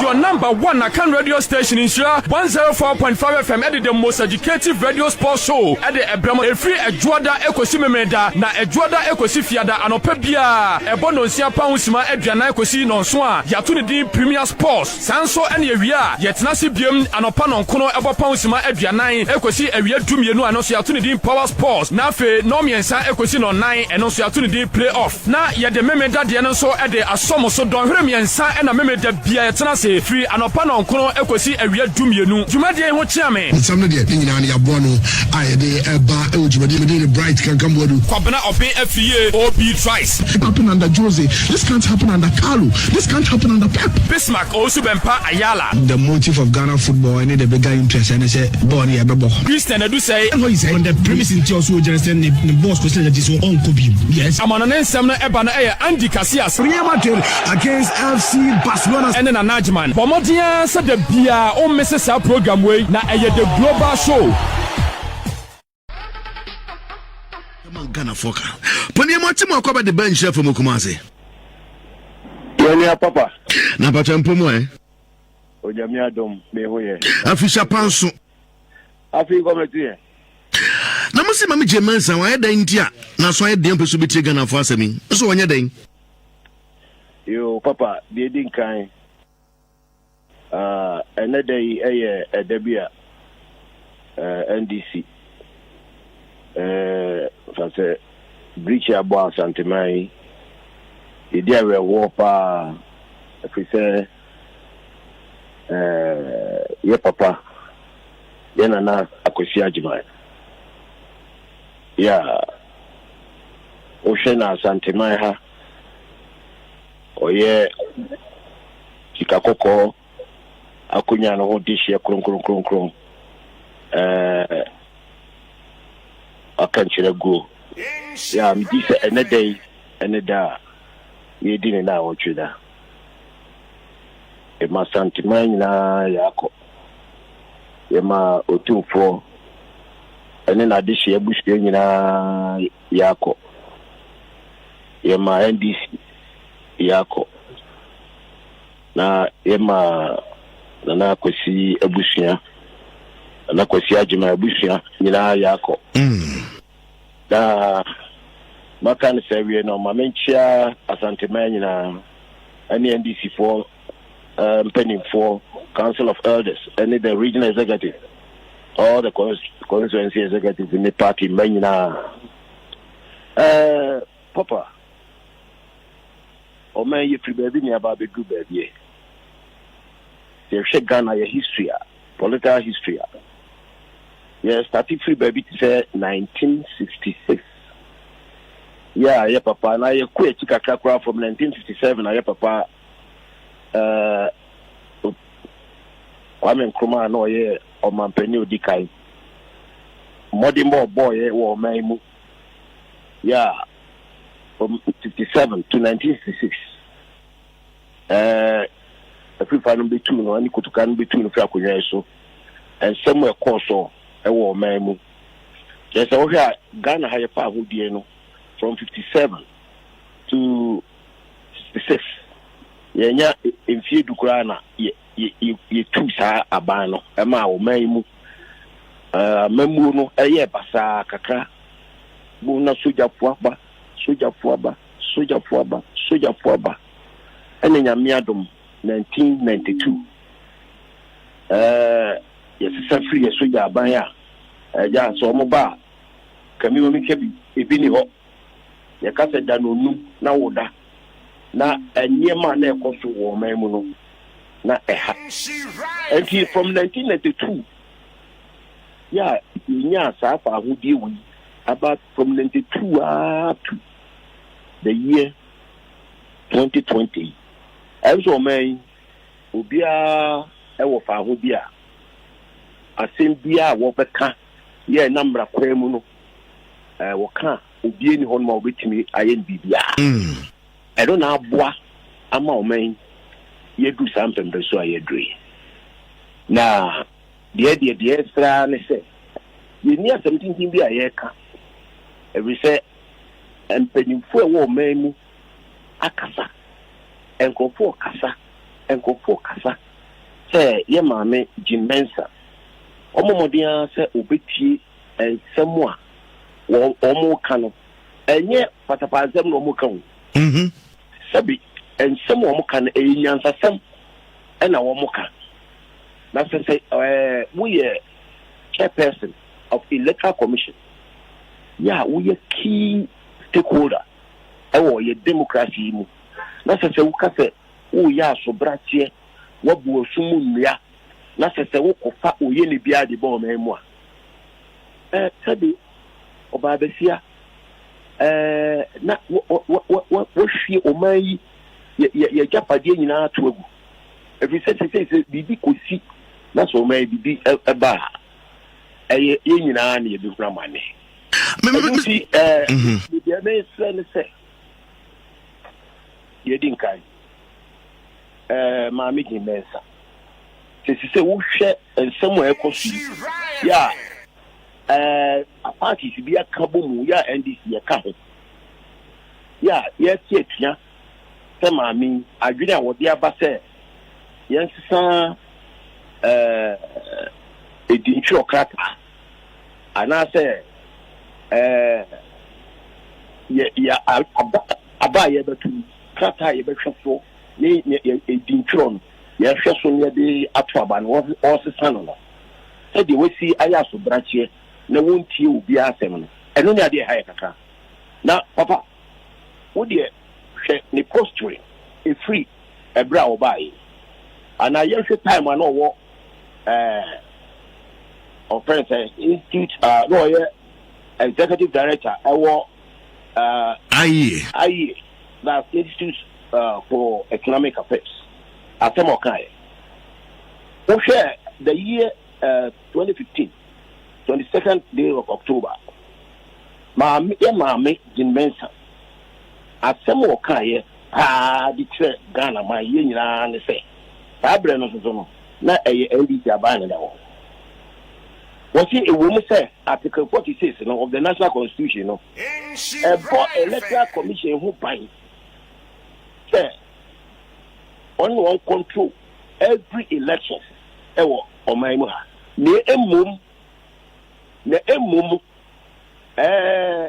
we are accountable to the citizens if we say a public organization na what Jinisika a free Ghana a futu and what I do and as a minimum yet Ethiopia at the court for 2 moon. I don't know, you did run it, Electoral Commission. I don't see, as I said, or say, obey transparent. Now we are accountable. Just accountable to the people. Yeah, just say, obey, obia. That's what we are a branch said, Ebia. They say, a binum say, oh, Sana a binum a year woman. And you think that so many voices of reason. Voices of reason, ever abundant, castle, my mean, say, mammy, yes, the one. A bit near. Just say a domia, one more, a tietia, and I say, ye tietia, ye started free family. Ya, ye bar, a santimemu, a be yes out or ye tree, a tree. And now, you're penning for idea anymore. Say, no, ya, eminent committee be Electoral Commission. Yeah, led by Emil Short. Or say a bit near Electoral Commission and the IPAC. Any stakeholders no mushia near your talk to again said the bear Bibia Asunjay or Memu. Now before I say Mr. Franco Semenza. Yes, please. Aha. Sesi ana nkomo nyina ya dibebre ama my demonstration civil society organization to pina babonta be kasa. Still, Emma Jimensa Electoral Commission say omushe pedia consultant IT advice omo dem nyina patche say the current voter register and the current biometric system na device wo nyina no se de ko 2020 election MY my Ghana ebetumi crash anything can happen, therefore there's a need to compile a new voter register almost set data we are Ghana for nyina nchibia ye be start to be start ya ho a radio announcement ne advert ne adem Ghana for nyina sampa so there's a need and I say be nomination now the mo kan nyina achi no Electoral Commission is mandated penantina to talk constitution so onya sa adwuma we nyina also babaye it what is the problem again to see there or say mumpeu it's a done deal nomination baby it's a be nomination so be akotwe ne din a e na besi yeah okay papa se sai no kan dia any idea na asesa asemu a wo kan no 22nd October 2015 no ebra na oye the executive director ewo IEN any neno idea na asesa ena wono they say no dey what who say tie obi ade a ebra no wo IEN no I didn't know kan asem no etina no akọ emienu hwe mama ka say me cho ebra ansa no ba announce date a yeba party registration now and as for new voter register with him as someone the general secretary of MPP John Boadu can the Asempa FM only OBCI about about a week to the time now or announce date you know John Boadu my date you know mo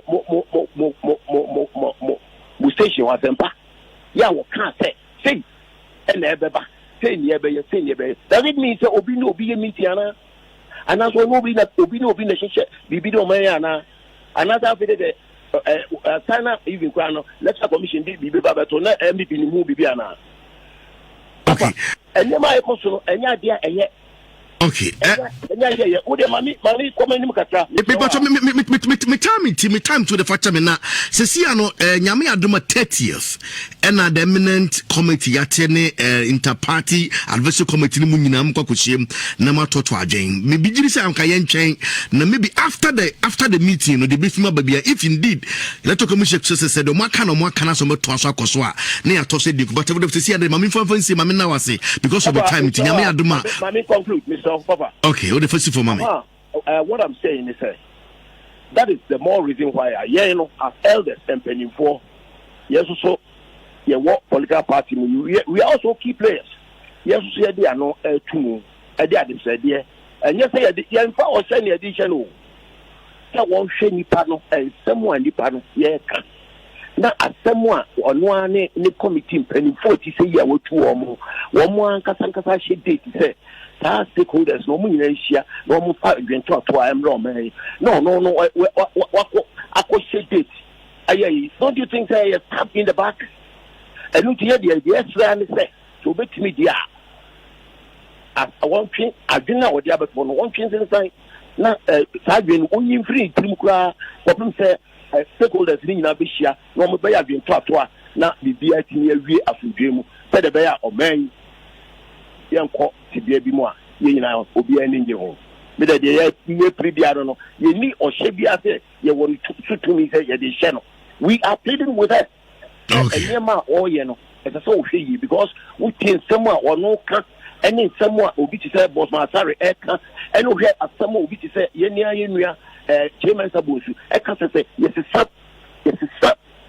sir about what cat area we be any addition say NDC betinya ba our beauty a na bia bibi wo chire eni ntina na uni abre a officer yes ade no e ti friend yes no ye de empeno ka ene de toa okay ya the problem bia be bo man ye de pasuje de e kan no Mama now say Mr. Frank Osemens on your chairman at the NDC Santi Regional Council of Elders Samotene Kano, bringing the time to 17 minutes after 7 Nhyira 104.5 number 1 Akan radio station from one political party NDC to another political party, New Patriotic Party. From Saturday and a Saturday boy man seeing a signal from certain constituencies, especially Ashanti Mampong say forms now MPP for the buyer. Yes, parliamentary aspirant bia na niju so person contest as a parliamentary no as an MP no ko pick forms no. Okwa Ashanti Mampong na ba dey mo amu question ko pick forms yes forms na sa. shoku obia ni nim se bia ya agro ampani ampa ba me yenko ne ne boate no usu yaw ye Steve Tafren boys only 8 Edema Honorable Francis Adenimo, former member of parliament, Edema Santemon, of course, a former presidential aspirant MPP in community and say, the entity no kribu mona, boys, you watch him at the bench there for Mokumazi. Major so papa, Nempumo, Micha in share from my chief when Namkupa do Mukra and Kakanga. Damana Mukosmo picking from Sewa Santemon Pomoyabi. You mean, and sending and say, Yenimsa party in Yemuno. And then I watch a chairman party in release forms. And at Antimante party yes Friday. And among my forms now available. And the Friday the near watching you more. See you call elections committee chairperson Honum say you quack performs in the answer. And don't say a constituency chairman now cook Masia or quack forms at the Abba. It's the first constituency chairman. No, see you on Kwemu constituency chairman Baby Drew, a corner honum, constituency chairperson say forms no. Asa. And they say, now forms if you come see Baba Drew Mampong. And Drew party office in performs no. Asa. Yes, the forms in Asa. That was Friday and you may forms no. Asa. But forms do not send a moji bent forms to me, Asa. Me check some I forms 3 and a bar mampo. Forms 3 pen a bar santimampo. As a party in government, I have primaries. You war even signals within the constituency say Nipa Sumesi or Bentin Beba, we Beba. 3 pe any day a buy. 3 no. I'm told, say Asan. Omwa, you mean so more signals or mobile pikibino. Omu koya forms no asa entina nwanwa kakra ti de ebisa questions are ebisa ne say why money ton forms no ma because all kind rules and regulations governing primary ba koya all kind article number 10 now but no aspiring parliamentary candidate shall be denied access to purchase of nomination forms. And Otaba 14 honum to so. Or say the Constituency Parliamentary Elections Committee shall sell the nomination forms only to the aspiring parliamentary candidate. One can say the chairman shall sell. Or see the Constituency Parliamentary Elections Committee. Okay. If you then forms a free Kumasi by the Drumampo. Asa. Okay, boys, when the regional secretary the new patriotic party MPP or Sampani Misana Sendi the says as Mwate na crasa forms na banasana. Sampai mwachi mwakwa better bench from Okumaze. Yeah, maybe that no work from so we pay them kakra. Wow. Okay. Since here the kakra na. Sampai is here the kakra. Sampai. Yeah, okay, all right. Now you be report here you fia Santemampona A2 Ras Adenimo or cassette here say from some of the bar Santemampono or muko some copy forms in be a question forms nasa. But when you say report no. That's in chairman number 4. Rana joke. The papa you are there at the Adenimo a friend say or call for mom's support. Yeah, the forms no echo content is my instructions there. Obia did their best on my party at the end of na a quite be fast. You be man, you fast so am. You were the Muna Casa no anything of Treno on fast ya onion pay. It is an home community. How many forms am they call every or each constituency? Every constituency at the beginning there is 3 forms per constituency. 3 forms per call every constituency. Ghana said you did 100 and not 500 forms. We are political. You buy a fast idea. A BS will be muda. With the constituency, you know, say 10 FA cover, the 10 in a the core. After a big idea, no. Now, would you say, and you be. That we can show any backup. And to avoid those things, you know, they did this and this call. They attach from say, who shot who? not say genuinely and correct thing in our time. But party eti me pacho so initially mo de thread na dikan yakọ se sia na asam wo asante mampo no da be na mo de send be san akobim was it some mo de thread na dikan yakọ that's initially no mo de thread na dikan yakọ ela se sia asante mampo for complain say onye bi asa se sia na asa no mo bo send the fofra san akobim ana ela me say so tie me papa we see a meeting a regional executive committee meeting we give firm instruction. So what the enemy and son of Bessa genuinely no. Utu and a mama ya sotia ya bed replenish. 80 and Cecilia na say okay. So bisa abasa forms na sa do say na basa dia ko sa ko influence will be. It depends on the demand from the beba. And two when say yeah no so no mo party baby am won dey wo. Yeah no. Yeah ni say we come on this level. Not any whole kind. So be better say company and Mamunya former. Which Roma regional party no. The over regional party and so any down one wouldn't say in the down one put up with 2 say on my forms that you recourse to the national party. Into the mind who me back who say at the Bay State. Okay, but me pacho said the Bay Ghana Union as you be able to know once no. Election committee for chairman na be a form so na election committee for no. Do they have that right to tell say me kono some copy forms e be ka chose okay. Benara be fabi, Kofi Asante be fabi, Gugu Sekwa be fabi into 3 forms am de brain no asa. And therefore say me mette me one say bio. Enye way of denying me the fault but rather than genuinely no. Nipa 3 na be pick forms and performs na asa. Ana on disclose say nipa na more picky forms and chima music and pants. Nipa say about picky forms and never forms na sana. My come back and forth. My cap to know as it is. You see the forms for say na. Your more content is in instruction. That will form of time by yen action NT. So far you have 3 consensus that one more spread some forms after. No my read and they come to the secretariat. The interested there. Okay, form maybe their form.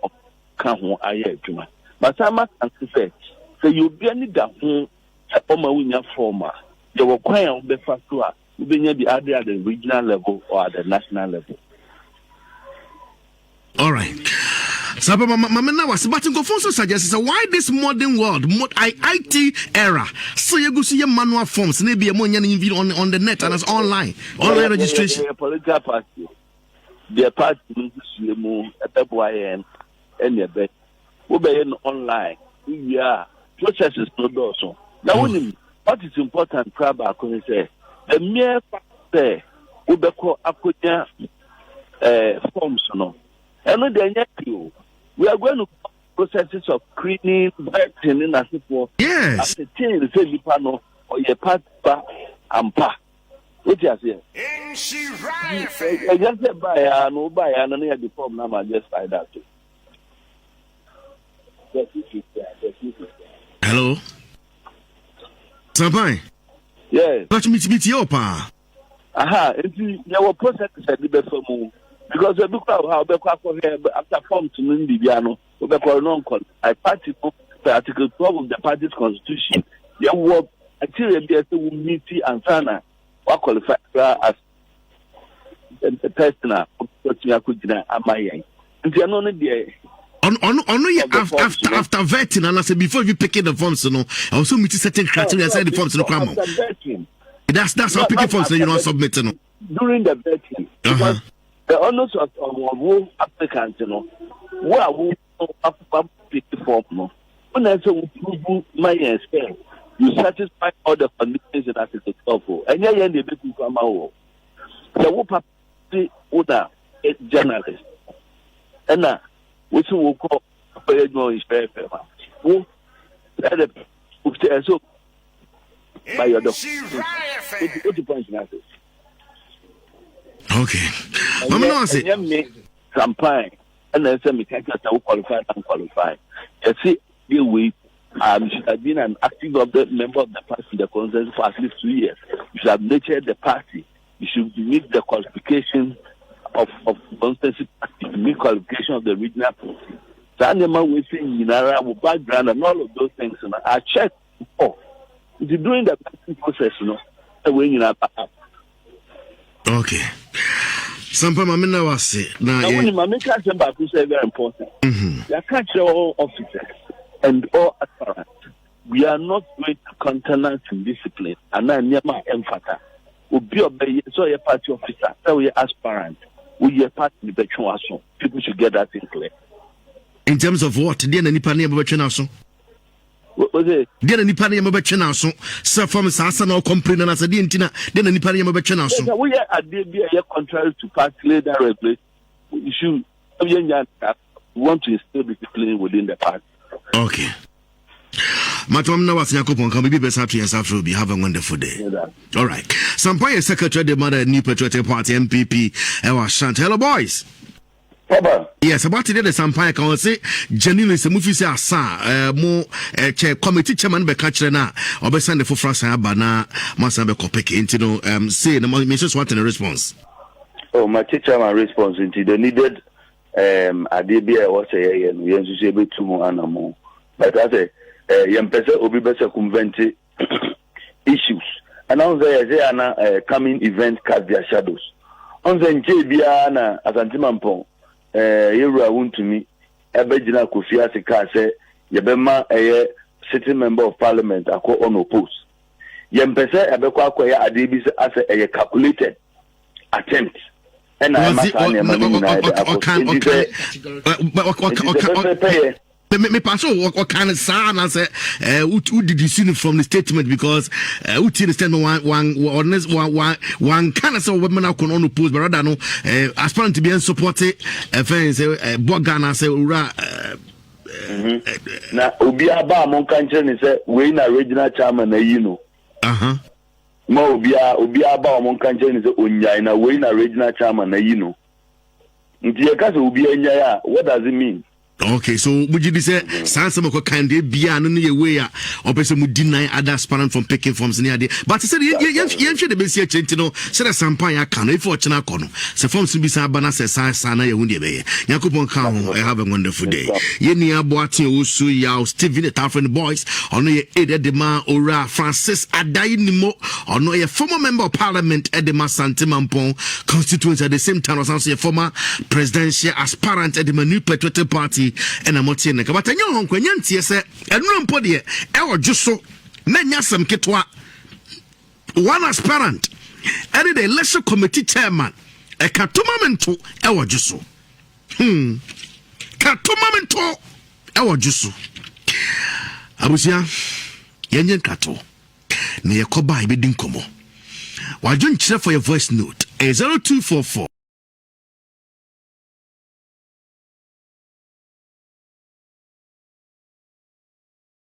We are fine. Bibia kama. Official pubim. Afin kometu afisa sabrana bibia ko Nyankopon ama Ghana yate asemde.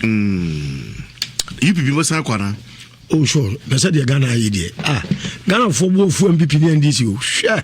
They said the alternative UPP. Oh sure, because you mama about there no be. What me ye bibia fufu bia. And Akufo-Addo. Nana so ada. Wada. Nana is sleeping on the job. Wada completely. Wada. He is oblivion to the presidency. They say only the boss ne Nana Akufo-Addo man adwuma. Your Excellency, nyame bra panyini na ene no. Say nka ne question we answer me de be man Nhyira be poncho yi. Oh, Zende. Nana Akufo-Addo. I want cast statement. I know, but say o say o president na o be dibi.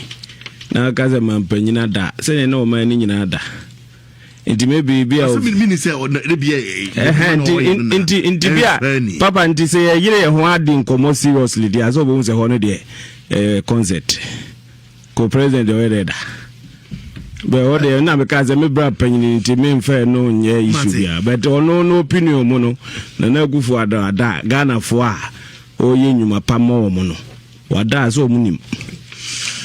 Okay, yeni komo. Anyame ademo china.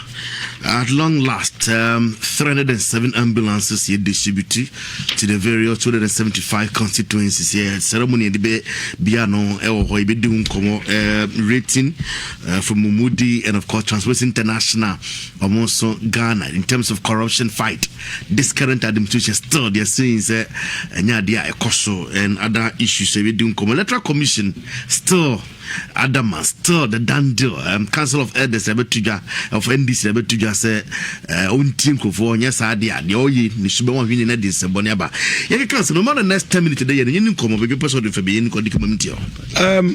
Papa asantama dia to ani me chami nua odenchem ojoso onya botena ye nyina o man ye hihenti said o kan me so mani age e just a mature politician onim nya oye ya chairman champagne for ya na nakwesi adwuman pa ai menua na nakwesi adwuman tamo KCC chairman na me yakora wo okay tamo KCC chairman na me yakora nyame yashira no ene menhia omo celebrating 1 week nyina ye be join wo na yakoboa me chia UPP ma mo agibra mutie chama force ne Francis ne apamfo amobo am Stevenson nom ene K me personal assistants me chia no me start free Electoral Commission EC Electoral Commission or say or compiling new voters register na Ghana for nyintum na onye sa adwuma no EC in fact almost set date in every what am I oh that's 18th referendum almost set date obekaya na 17th and 7th na 17 remember 17th December right you bought to go where the date dey say you said you yes papa bi we krom and aboga bi beto baby e wadua nanka and aboga no fa grade and e betwa guye e she papa pa o twam no ka je se utwa nkenka gua na nsi dan ampanya mpa aboga na ntimansi dan dia ka je o se tidete na compile compile voter easy oba compile ni data no any register no all right but yes say easy ye man akwanya wo de identify obi say we ni akosi ade sa tumi no oni ebra na yenyan constitute the body of National Identification Authority utie omudi ni kura e kire mandate de ma hom yeso me National Identification Authority they are the authorized institution how mo identify will be by Electoral Commission so per the airline and also be bad airline a regulatory Electoral Commission also akwanya to identify it is never true na akwanya what they compile the register to identify no master please you educate the masses ebra na sa body we my no ye jar man de no kan adwuma ho but say ya amend this airline me patcho please let us educate the public very well now sir National Identification Authority no omo adwuma mo yere say omo emaga yema obi ahunu nipa bi o Ghana ha ni ne bobie ene ni su a o de te Ghana ha eti sorry Electoral Commission fidia so okoto e de baba ya adwuma e de atwotwo din na sam fidie no we for the National Identification Authority facial recognition ya de nyina mo obi now National Identification Authority data no mo compile no from the West Africa data until card near the my so ECOWAS card just say Ghana phone kwan na ye de o the whole West Africa now shut it to okra besi na kadanta other francophone countries na use Ghana for na any identity card no na ya ni usem na Akufo-Addo by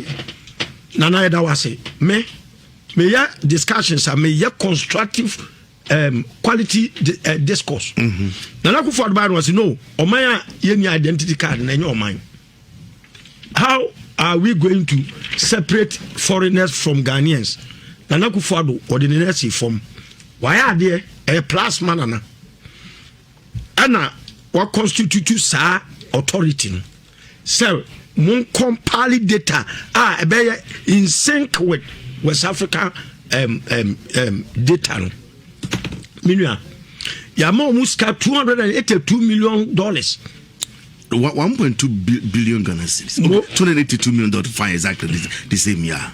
3 years on, Papa no ebu adwuma no tot. And now person obewie. Na isi baby a ya ne nya adwene say. Number 1, also voters register ne bloated. Number 2, or say equipment is obsolete. Equipment now umudi adwuma outdated. Obsolete. I heard that.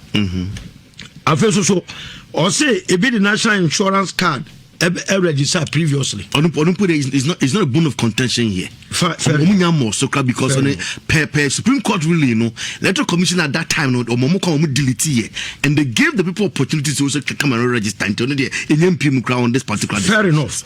Now, to my best understanding, no, he's best what I say. The register now is or talking like for. Yeah, because especially equipment, you know, and the biometric vote, biometric registration devices, you know, and so to me updating. It cost more than Sebeye. I mean, what the reasons will be then buy. Fine. The reasons in now, but some Busa is one question. One no, a dear by information or PK free me, maybe I register no. As to some year Ghanaian.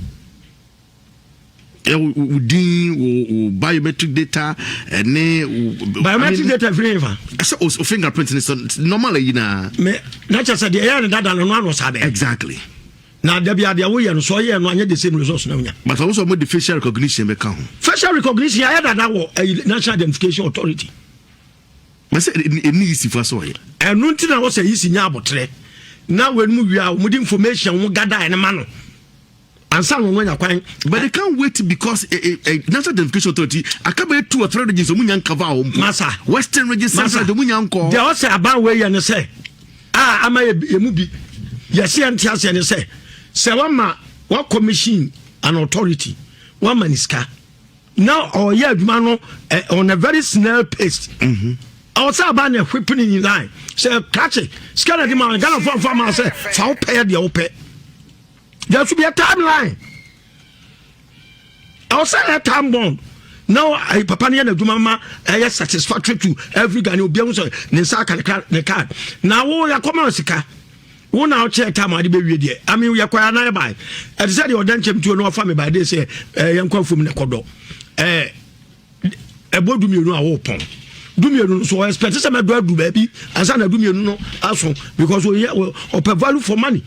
Eti ya mouse kasa fire aduma no a ya aduma no se onya so a o se sabe na you put pressure on National Identification Authority say krachi isi pepanje wo data na ye na aduma because the man dey na hu ni say West Africa data and e compile data fufuro bi a isi be ye anya in sync with West African data no international community ko abesre because you can understand, but it seems to point to raising for Befa because it is all that right to compile its own data for the purpose of election. And in fact, Article 45-46, MIEC to compile a voter register for the purpose of election and referendum. But a man on your identification, your man kwasa. Not so identify, so compile voter. Oh, compile.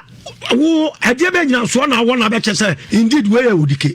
And until the airline now the compile 2012 elections. So last in Kujoke friends the operation or the friends in Dr. Kokusrebo or the 2 year name say the 2012 airline they are amende and so kaya obi o previous voters ID card biano e o ho kwanya so the card be for identification tiniye passport, driver license, any national ID card and previous voters ID card. Sa airline nya amende and it still holds. And no previous voters ID card I can still go and register as voter register. Now society okay kwa no credit. No that's just it's that's what maybe the airline can. Satam na airline no yen constitute National Identification Authority. near massa body no authority to do that. It is a jai is man here the open. But once the name National Identification Authority no yanya constitute no a J power is like a free easy because our power is not no day now running discretion no day man. I'm telling you, compilation of register will be any in. But when it comes to identification of a person, and then you maybe as we sit here, and today I can say, and unless we amend, is it element one, right? Unless we amend that no, in your amendment, I will say ultimate compiling a register. We agree. No, but the compilation comes with identification of somebody to be Massa. We are dealing with two issues here. Identification of a person now has a body. Yes, everyone. Omani Naja to say they constitute a body to do that. Every institution be a brand who say MSA authority when it comes to identification of a person. Anyway. And Electoral Commission, we are not against so be compile because me ya going to them abane say abaye yamfa Ghana card no ene voters ID card no do be akuta no na easy omie voters register exhibition eti o kwa ene Ghana for muntie me ye ya to din wo National Identification Authority no yajo birth certificate and our passport and I say obi a ono eba be dia dance ama o say akoso amansa e menua menen netie bla bla bla bla ya ama sa data no yes started building na ye the twaso akopim that kingdom come and say he see ono adin discussion be way na ban be ba say e bloated because enyama ekwa ofa so ye no ene yani identification authority dey no ebo ebra. What we are saying is say what card what the national identification card call now the voters register voters ID card call easy ewo we be voters register exhibition o call polling station you present these two cards national identification card and voters register voters ID card national identification card or personal identification number go actually it is in epic information or the share ugina one register anu na wasa dey call identity card and so what it means in say what kwesi there national identification for ajiwatum no me is so majiwatum obawie no minus any foreigners any omunya be free and listen so I'm on a clean sheet e say obesa ko all over again akoto machines fufro wabra says kana what akoto machine no national identification for man on person the machine here national identification for the ayama yen eti I just synchronization any authentication it is akoto machine fufro won akoto machine fufro e dey be na chese on there on register minuses the current year obabe no na me go say me card ko information na so na me dey bra wu yisi no asa print the same information am the same am another card I didn't just say new to me. But there's nothing like new yet. Because the same information on house printed the IMS. Mamma knows I'm a communique. I go say the UPP founder and leader Namotene Kano 3 minutes after 9. Number 1 I can read this. Nhyira 1045. Honorable Joseph Usi Tafino Denchemi BC such a from place. Honorable Yenin Komo. Papa. Odenchem. And I'm over Papa. Some musician. Yamya de pa aba papa home from Ankwa no hwe unia ben so taw nchen ho a etwebu kwansa magodi utwe bi ho aba yadware for yansa aba no tumi de dem na makori a watwe ama na afefu ko yi de every wodro na be free tano yadware for yansa da every wodro no be free tano papa entia watifo titu no made share wo secha from place afi 2020 unim se nyame de adom bedom ye enti besesem na penyimfo nyina so meche papa ye di dwuma bi wa obra Dr. Atwata so unim so okroma menyante oha se menche amama ye di dwuma so no bi pa adehye ne adofo free achichi ne benche aba beka yensa sentimental mu ha saa so na ndeda isu so said the mudi kan no ya de nyina opem so ono a ne wo faase ine na wo tweda ye de hyehyɛ so fiada no ye hye mu bi na ye national party chairman Fred Blay ene general secretary John Bodu ene mpanyifo ka ho ba nyina ye ne regional minister na regional chairman Wuntumi ye movement founder apartheid modern apartheid apartheid kwa no say modern apartheid ye ne adofo nyina abo anan ekoma era yako na nesoso yebeko nti minim say ahosisi no dwuma na adoso ne de but wonfo doso ye nyina papa quickly no unze me ofa inshia o Monday show you so nti obaye na obi eni a oma mampanyina dane ade no eche ono aka se minya abotra hope so ono so ebenya abotra because ironically no okoba ya na Ghana card ne de obebo mampanyina abaso so aya ade na Bible say unimbu a hwena papa obi ada na obi a wada de ede na afere obo na baso so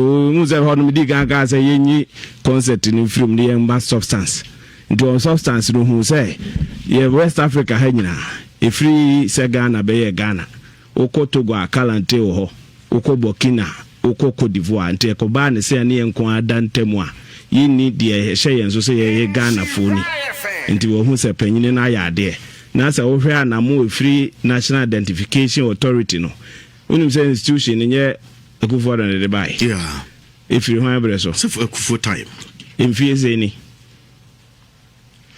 kufuo time no fiese ni aban se na abetwam enti se nka yese amamu ye ntoaso na your attempted excellency ehu se bibise de na nko man ye hia pa aban a Ira Atamils nyamefa ne krensi ye woni ni nua kuma John Mahama ebetabri ye no o ma meto se na Ira kufu aye san hyehye na ja ho se Mills se to aso kakra aha ne kusi ye sen se Mills to aso na kufu hye ase de a should it have taken us almost 10 years and san yetimi ayushu Ghana card ampa usoma unsa ampa uso card mu sa space no mbe ye de mbe we see ebre John Mahama ne na Atamils part 1 and 2 no ombe say yembre kwa nti so obi ma wa argument on the basis say afa ne yetimi anya Ghana card nti yentwen me no enye dey en crystallize ansana yetimi aye register fofora na wakompo akohwe achi abusa say eno ya na Ghana card no National Identification Authority e ba na eno na e ba papa ne mini nkomo na me fa obremo se no na e ba de anka se abefo me boa but the institution ni ya betena amabi mo abegura topa buo mo pa be boye nti obi aguye so ko omo kwada nyane ya o maka se na nka etimi ya Ghana card ma ne be ye foundational institution ma ye de progress de koye register nti na afi o maka o madwene akofa aba papa yanka serious substantive issues nti se akufu ado aya ade o Ghana card ho a your excellency attempted e bona baso ye fata me boa oh yes e fata good ye fe no to they say we say only NDC enya adwene ana the so-called Alliance for the and their resistance against one for when I cancel the NDC for nyadwe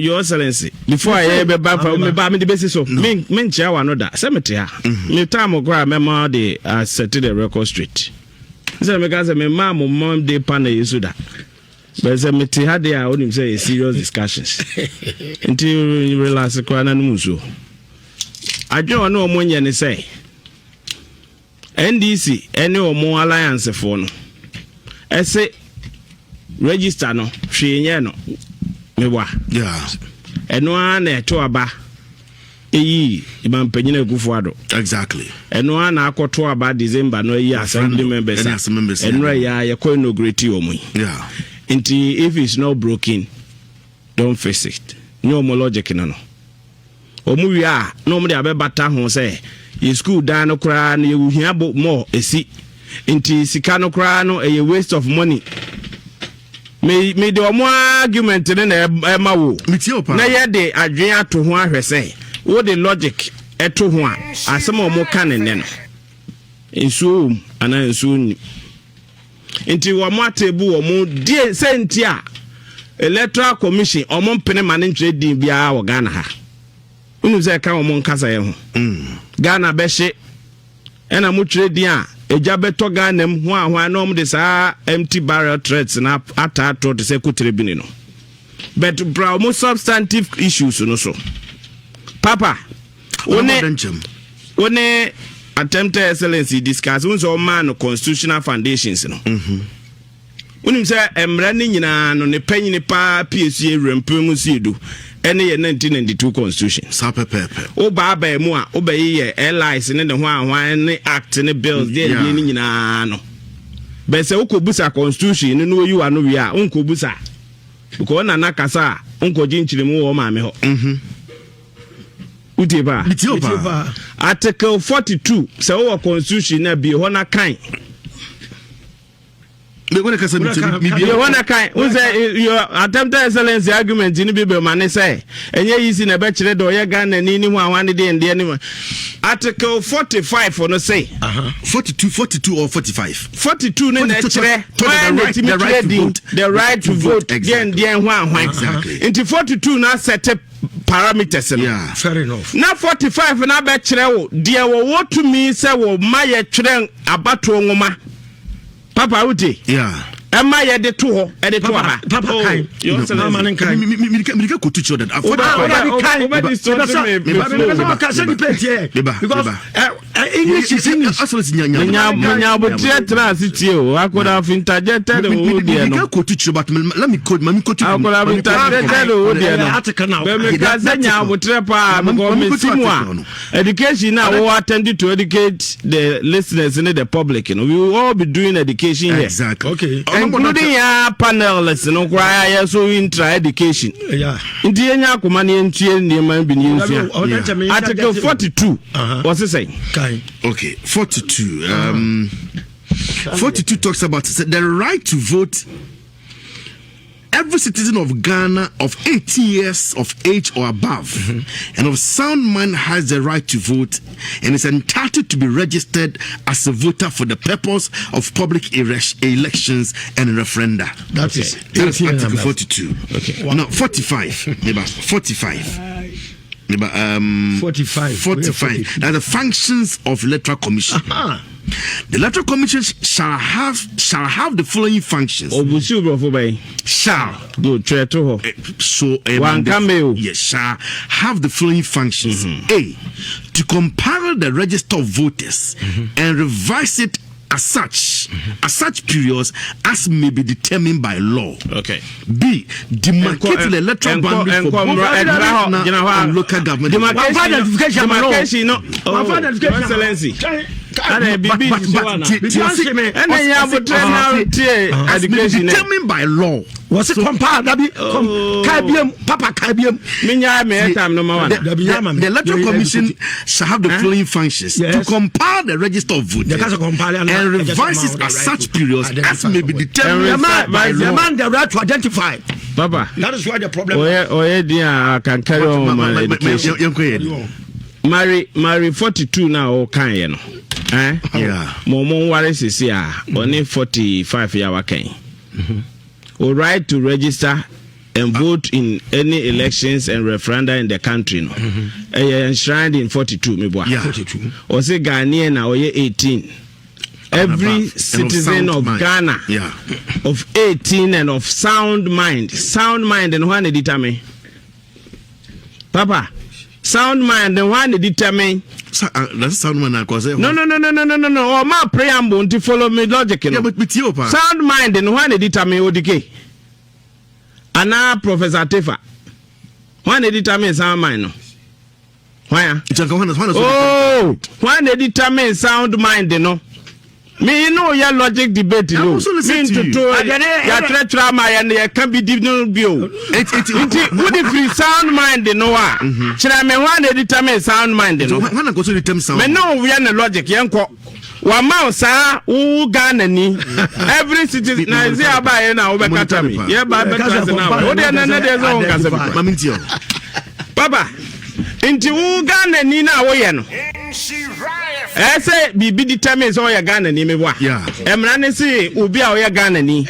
Na wadi mfie du nwotwe ekọ. Na wadwene emu yedai eda ho. Ufiri ho no aba article 45 na ba kire wo say. Enwoma yede to aba. Ni tumi no. Nipa yede ho adwuma agya no. Oman mu nyina ye hwan. Electoral Commissioner. We agree. Into sound mind, no. Sorry, yeah. Tio sound mind ni na obetire di no. When they determine sound mind no. Yeah, Ghana card no. NI act no. Kwa kan hwe. So kan sound mind or hwa. Kwa kan hwe. So kan sound mind or hwa. Inti no two institutions no. Ba ko tire Ghana for di. Yemfa sound mind bi anya no. Ba ko tire voter register. One de yesi won hwe sound mind. Tiemio mitio pa. Uwe ya wo se we aye na dwuma. Ghana for krona na wakotwere omudi. Enti no so won hyehyɛ na se ewe no timetable no mpomwa na. Kia ne ke ampani nuane ampade a. Oh, the ke opposition ne say. Wan kwaje sa information no fa meye register. Perfect. Na Ghana for no watwere omudi. Granted. Watwere Ghana for din. Watwere no. Ne ela ne se on fan ko trade din waka se onyi non sound man from film ana onya sound man anya Ghana ni papa bo me na me nya fabre ma papa onni sound mind a onya Ghana ni oya Ghana your excellency yi ma no catch up me me commentary so onni sound mind education na sha no so onni sound mind no disqualify from being Ghanaian but onni sound mind not disqualify from being a registered voter. Who catch me say we dey watch Ghana for din to process or mobile register criteria would equate on sound mind for no. You say is here go fan way. Yeah, baby I go fan is simple. Obia ni wa asabio wako National Identification Authority. So wako control ni din. Now kono niema also produce no. Tieni ye. Niema also produce say you be gina tum say indeed we are Ghana ni no. One fan kwa ye ma no. Na meba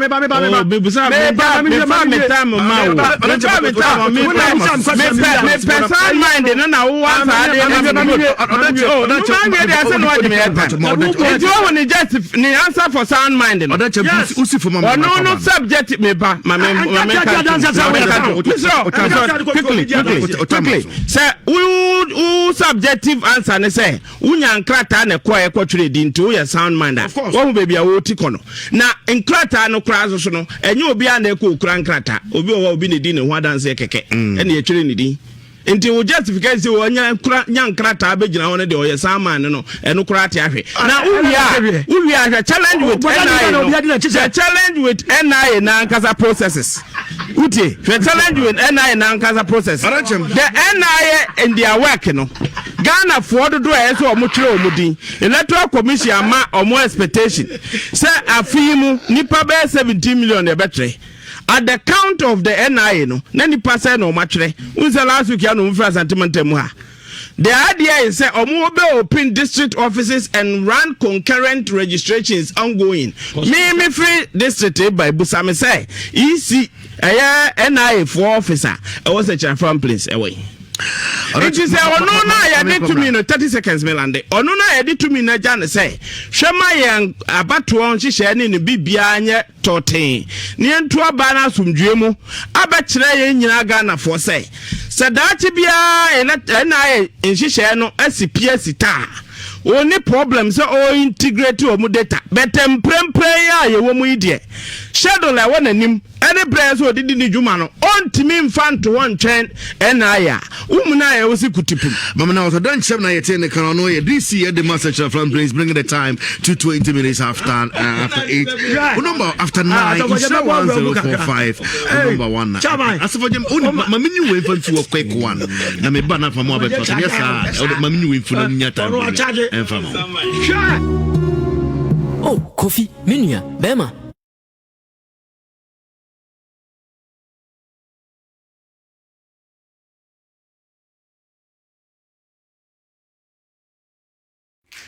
After walk.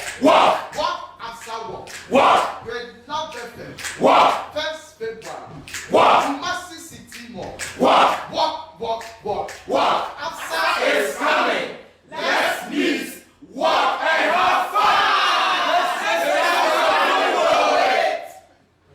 Asa, we are brave. Asa, we are passionate. Asa, we are ready. Asa, bringing possibilities to life. Walk. From Koyamwa, a cluster manager at Barclays Bank, changing to APSA.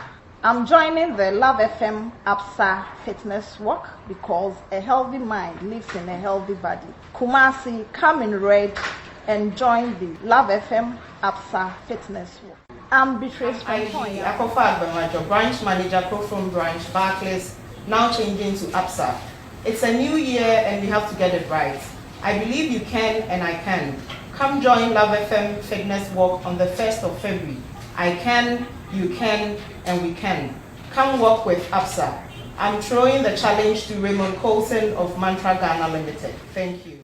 Barclays is now changing to APSA. Hey, Coco. Come in red to support APSA in this fitness walk.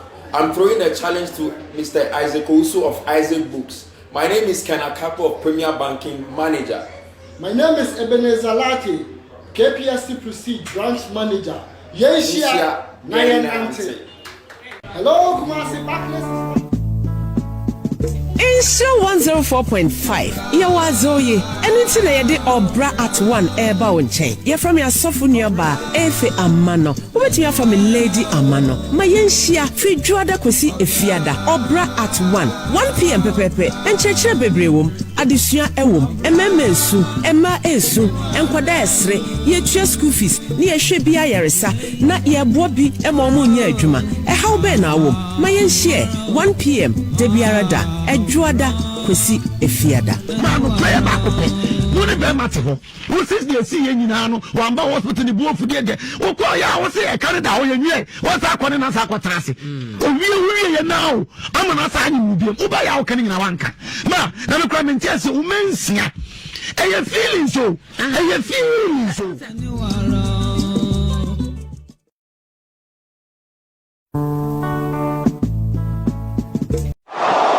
Number 1 Akan radio station in Nhyira 104.5 FM at the most educative radio sports show at the Ebramo Efri Ejuada Ekosi Memeda na Ejuada Ekosi Fiada anopa bia ebono nsia pausima aduana ekosi nonso a yato ne din Premier Sports sanso ene awia yetena se biem anopa nonkono ebo pausima aduanan ekosi awia dumienu anoso yato ne din Power Sports na fe no miensa ekosi no 9 eno so yato ne din Playoff na ye de Memeda de no so e de asomo so don hwere miensa ena Memeda bia yetena se free anopa nonkono ekosi awia dumienu dwumade ho chiame nsam de nyina ne yabo no aye de eba ejumade de bright kan kambodu kwabena obe afie obi twice happen under Jose, this can't happen under Carlo, this can't happen under Pep. Bismarck also bempa Ayala. The motive of Ghana football, I need a bigger interest, and I say Bonnie Abebo. Christian Edu say what he say on the premise in also just the boss was that is on Kobe. Yes, I'm on an ensem na ebana Andy Casillas Real Madrid against FC Barcelona and then Najman Pomodia said the Bia o Mrs. program way na the global show.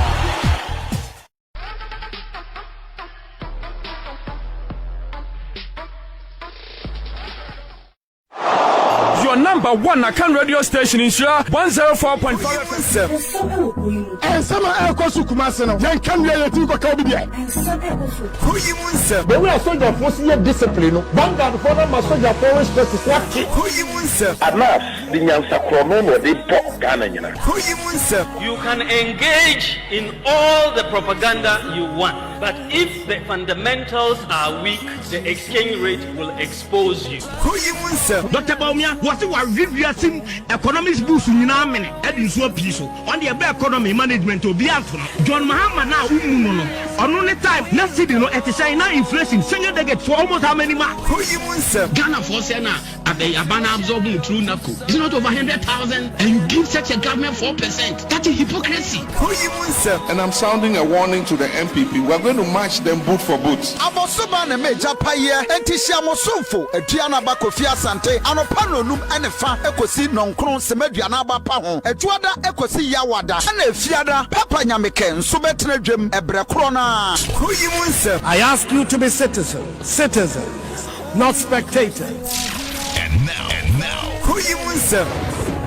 Most educative radio sports show at the Ebramo Efri Ejuada Ekosi Memeda na Ejuada Ekosi Fiada Anopebia Ebono Nsia Pausima Edwana Ekosi Nonswa Yatuni di Premier Sports Sanso and Ewia Yetnasi Biem Anopa Nonkono Ebo Pausima Edwana Ekosi Ewia Dumienu Anoso Yatuni di Power Sports na fe Nomiensa Ekosi no 9 Enoso Yatuni di Playoff na Yede Memeda de Enso Ede Asomo so don Hwemiensa ena Memeda bia Yetnase free Anopa Nonkono Ekosi Ewia Dumienu Jumade ho chiame Nyina ya bono ayede eba ejumade me bright kan kambodu kwabena oben afie OB twice happen under Jose, this can't happen under Carlo, this can't happen under Pep. Bismarck also bempa Ayala. The motive of Ghana football and the bigger interest and say born here bebo Christian Edu say what is on the premise in also just the boss person that is on Kobe. Yes, I'm on an ensem na eba na Andy Casillas Real Madrid against FC Barcelona and then a Najman Pomodia said the bia o misses our program way na the global show.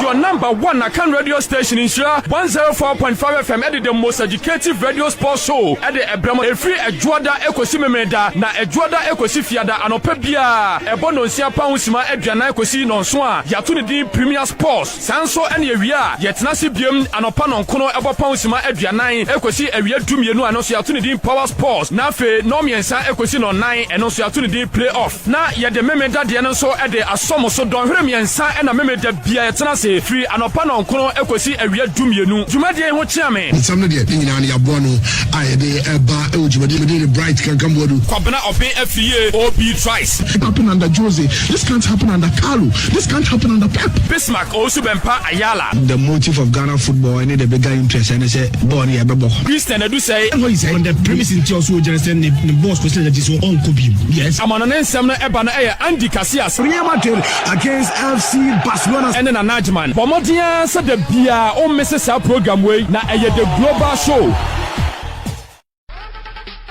Walk. Love Fitness Walk. Love Fitness Walk. Love Fitness Walk.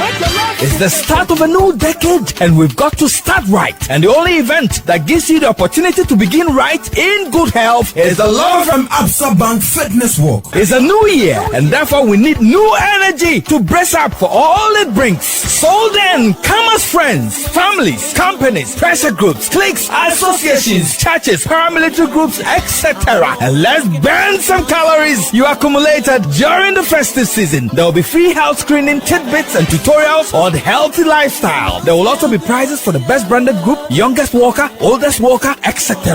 Get ready for the selfies, refreshment from sponsors, networking opportunity, some brass band music and jammer experience, and loads of fun whilst we keep fit. Venue is the Kumasi City Mall, 6 a.m. sharp. Come, let's walk for good health whilst we change from Barclays to Absa Bank Ghana. Absa, bringing your possibilities to life. Walk.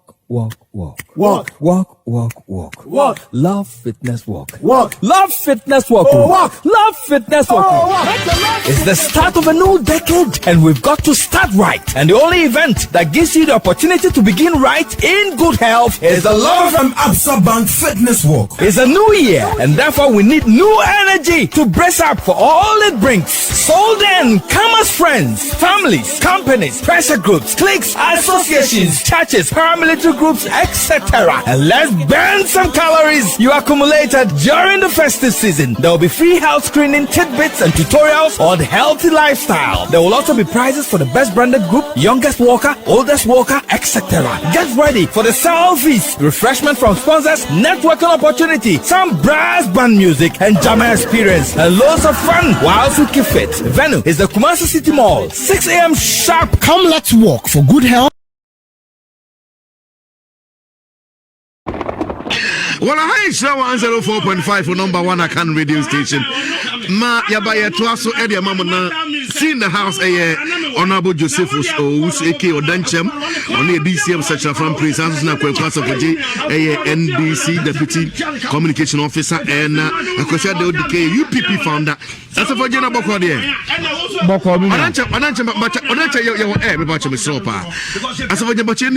are discussing and analyzing the issues. I think you were on air now. Let's respect our listeners. Medase, Papa, Mamma Akonya is one chair on a more muti Jumadi, and I mentioned this before. You was anti-Mamudia, Mechia Kurana, Yinaya, my Hoyako, Yin say, and Anakosia, my name. Now, the NDC for Ebeko. Odike Mesro, I want to do something. Tama may ban in anamity discussions no about the powers conferred on the Electoral Commission. Ewa mam renim. The right to compile a register. Let me state here now, say there is no such thing in the 1992 Constitution as an absolute power. Power be any constitution one, absolute power. I say, obi independent, ya clodun with certain constitutional power and obi antimin checking there is nothing to check the person. So even in the exercise of sa power na the amount.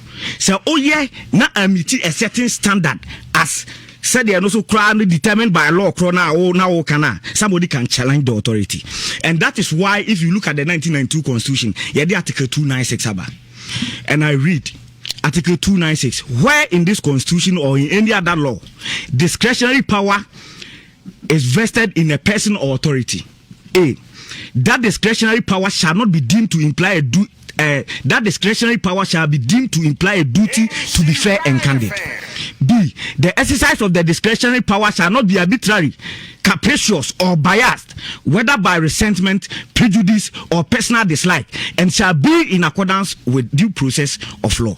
C, where the person or authority is not a judge or a judicial officer, there shall be a published constitutional instrument, a statutory instrument, regulations that are not inconsistent with the provisions of this Constitution or that other law to govern the exercise of the discretionary power. So even though everybody knows Article 45, 46 confers the power on the EC to compile a register, say say may ye clear our reasonable evidence and our suspicion say when a person of first exercise they be compile a register no, it is capricious, it is born out of prejudice, it is not fair, they are not being candid to us. What I say, I can challenge that. And Ubetia use Article 296 we can challenge the president. And nothing as I say, even when the power is conferred on you, now when you judge, Ubetia Tanasi dia some boy final. Upesa uye bibia I say throw good paper, so that is why I mudi see I back. It is a way of checking them, not to be arbitrary. I don't think I can say the power now. I'm sorry, I kotoa banti de ya umadwe chiro mo no mo be. Yes, write it in the form of a constitutional instrument. Exactly. Bring it to parliament. Let us read. If it is inconsistent, we will not approve. Exactly. Say if you say grounds are there, but bogosa yanjintu. So Ghana for you the power to check the Electoral Commission through these legal processes. You understand? I thought with you, yes, say Article 42, obia the 18 years and above, no sound minder or the right to register. The difference between the NIA process and the Electoral Commission, the NNSA. NIA, yes, say compile Ghana phone now, including people who are admitted at Ankafo. You understand? Provided you are above 15 years. You register Ghana for 15 years and above. Or the anchor for our come. Maybe I know the broader scope. Yeah. But when it comes to the registration of people who are going to vote, the 1992 Constitution, which is the supreme law, no, as a standard, as a bar, 18 years and above and of sound mind. Exactly. Now, the Electoral Commission is not clothed with the power to determine who is 18 years or not. That is why, in the process of any registration, yes, it's a problem with being the 18 years, you fill a challenge form, which has been captured in the CI. So it is law. CI91. So it is in the CI91. Exactly. If you fill a challenge form, say, wait, no evidence on the 18 years, then you adduce evidence before the committee. Or the banner compare, check your birth and death registry, you say, ampa, nipa on the 18 years, the person is considered a minor, you register. Nambrani na di. Se ultimate produce evidence, say, wait, wada anka for da, yen clear no sena adrimu da. And these are the medical reports signed by a licensed medical practitioner who is a psychiatrist. Yes, the person will not be registered. That is the law. Exactly. And it's being captured in the CI. So if you don't understand something, you don't mix it up. This is the law. You don't assume authorities are on TSA. Number 2, the issue about minors on the register. Say 2012 a year registration. Assume you say no be 10 years. And a capture or a register man. From 2012, we are 2013, 2014, 2015, 2016, 2017, 2018, 2019, 2020. And even in that rare situation, 10 years credit in the shame, and then we enter into the bracket of the majority or 18 years or better, but see a beautiful from pa. But you see a beautiful from fresher, you have new minors, fresh minors. Omudindokom. And to register dada akwala edini room cry nen wa be majority wadi 18 years legally obeto aba no adenti ne yenko be new one and some fan kwala foforo me room. Why you assume see you didn't foforo me room? It has been there unless you don't unless you want to play the ostrich. Yen na yen nim say people raise allegations of say the minors are hiding in whether MPP or NDC strongholds. And I'm saying say to prevent those Buhan, say you didn't run in 2012, said you yenwa. What is here? Assuming without admitting. Sir, no 10 years in part. Sometimes you are 10, 18. Say no 12 years or you're more than 18. Say no 15 years or you're more than 18. And it has been cured in the register because of the years. Eddie. Matthias, Sana me present. Now you see, media phone, move reduce this argument between MPP and DC. Look, Okwa infini di asema. Yemfre odwan so metena metie bio. But ye di asemi wi a. Yes, we were for odwan tene ba bi onka bi nhyem kofa ne bra ne ntwa ne muso. Onye boni bia. Asechese. Bo, asechese. Yemfre odwan. Odwan tene ba bi wi ni wura. Benada kwadi for no. Yes, masa kwachi odwan bra ne ntwa ne muso. So, ti ade na ye kan say mo mane ye te say eye political parties ena sebe wonya na asem a enye sa na tie asechese asem na aban, it is a national issue. What is asem na aban, it is a national issue. Let's not reduce it to say eye odikani and there be who can be at the end of the day say BBC na anko ya you be affected meaning say papa what me point na it affects all of us and it is something enutina me who say CS o sine enipa bebrebe I started the omanu to debate ni I like it because me man nye UPP matter, MPP matter, NDC matter. It borders on the stability and peace of Ghana. Elections are at the heart of our democracy. It is obiba na or toy with adie betimi den tokwa ba betimi destroy sabe achievement ayanya when it comes to democracy in Africa. E adie wo se check ni papa ma wo say time aso. Midisi from Crown. In 2016 year, EC4 na ankasa omo budget akọ parliament I indicated say you are spending close to $40 million on refurbishment of these BVD and BVRs. Yeah. In fact, omo spending almost $4 million to procure new ones. E kan ho na amayetimi successful referendum, ya be successful district level elections. Omo abeka say over 99% successful. Enti se wo be ka tell say STL wo discredit no. O man ka say STL for adwuma anya papa.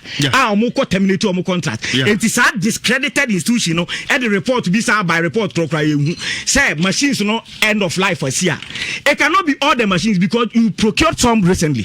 So what is that argument in itself is flawed. Let us say. Odike 30 seconds you wrap up here. Now bright into us. You make can say you say corruption e da so o mai Anaba waya what can I say can be person says CPI for almost Nana Kufa Dubai. In fact from 2016 they were 43 in terms of score. You drop from 40 and 41. Still the people are saying the way to fight the corruption. You cannot defend Nana Kufa approach our council debate to corruption. We are DC material. Abana and this move a movie. So we are DC material and got your mama who. And your mama who. And no, I am a DC material and got your mama who. This is a good father whom is a DC.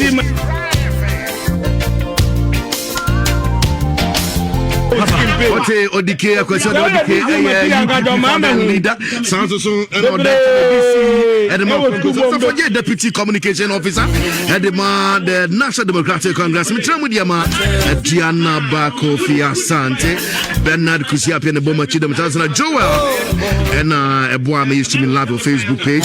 I say Keshakumu beauty and no pay. Yes, my brides can come with that to us and pay. Mon Kotoko and Hasselful class yesterday. Have a wonderful day. Maybe Papa Party. Good morning. Walk. Love Fitness Walk. Love Fitness Walk. Love Fitness Walk.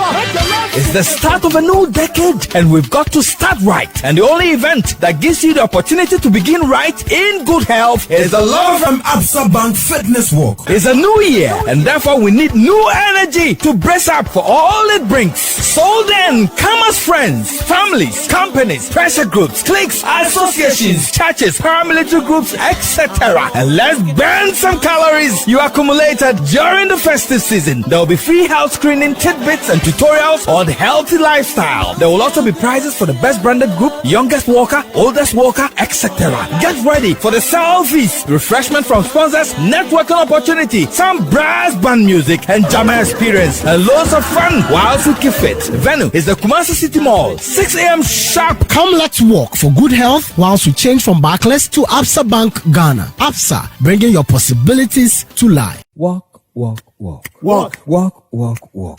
Love Fitness Walk. Love Fitness Walk. Love Fitness Walk. It's the start of a new decade, and we've got to start right. And the only event that gives you the opportunity to begin right in good health is the Love from Absa Bank Fitness Walk. It's a new year, and therefore we need new energy to brace up for all it brings. So then, come as friends, families, companies, pressure groups, cliques, associations, churches, paramilitary groups, etc. And let's burn some calories you accumulated during the festive season. There will be free health screening, tidbits, and tutorials on healthy lifestyle. There will also be prizes for the best branded group, youngest walker, oldest walker, etc. Get ready for the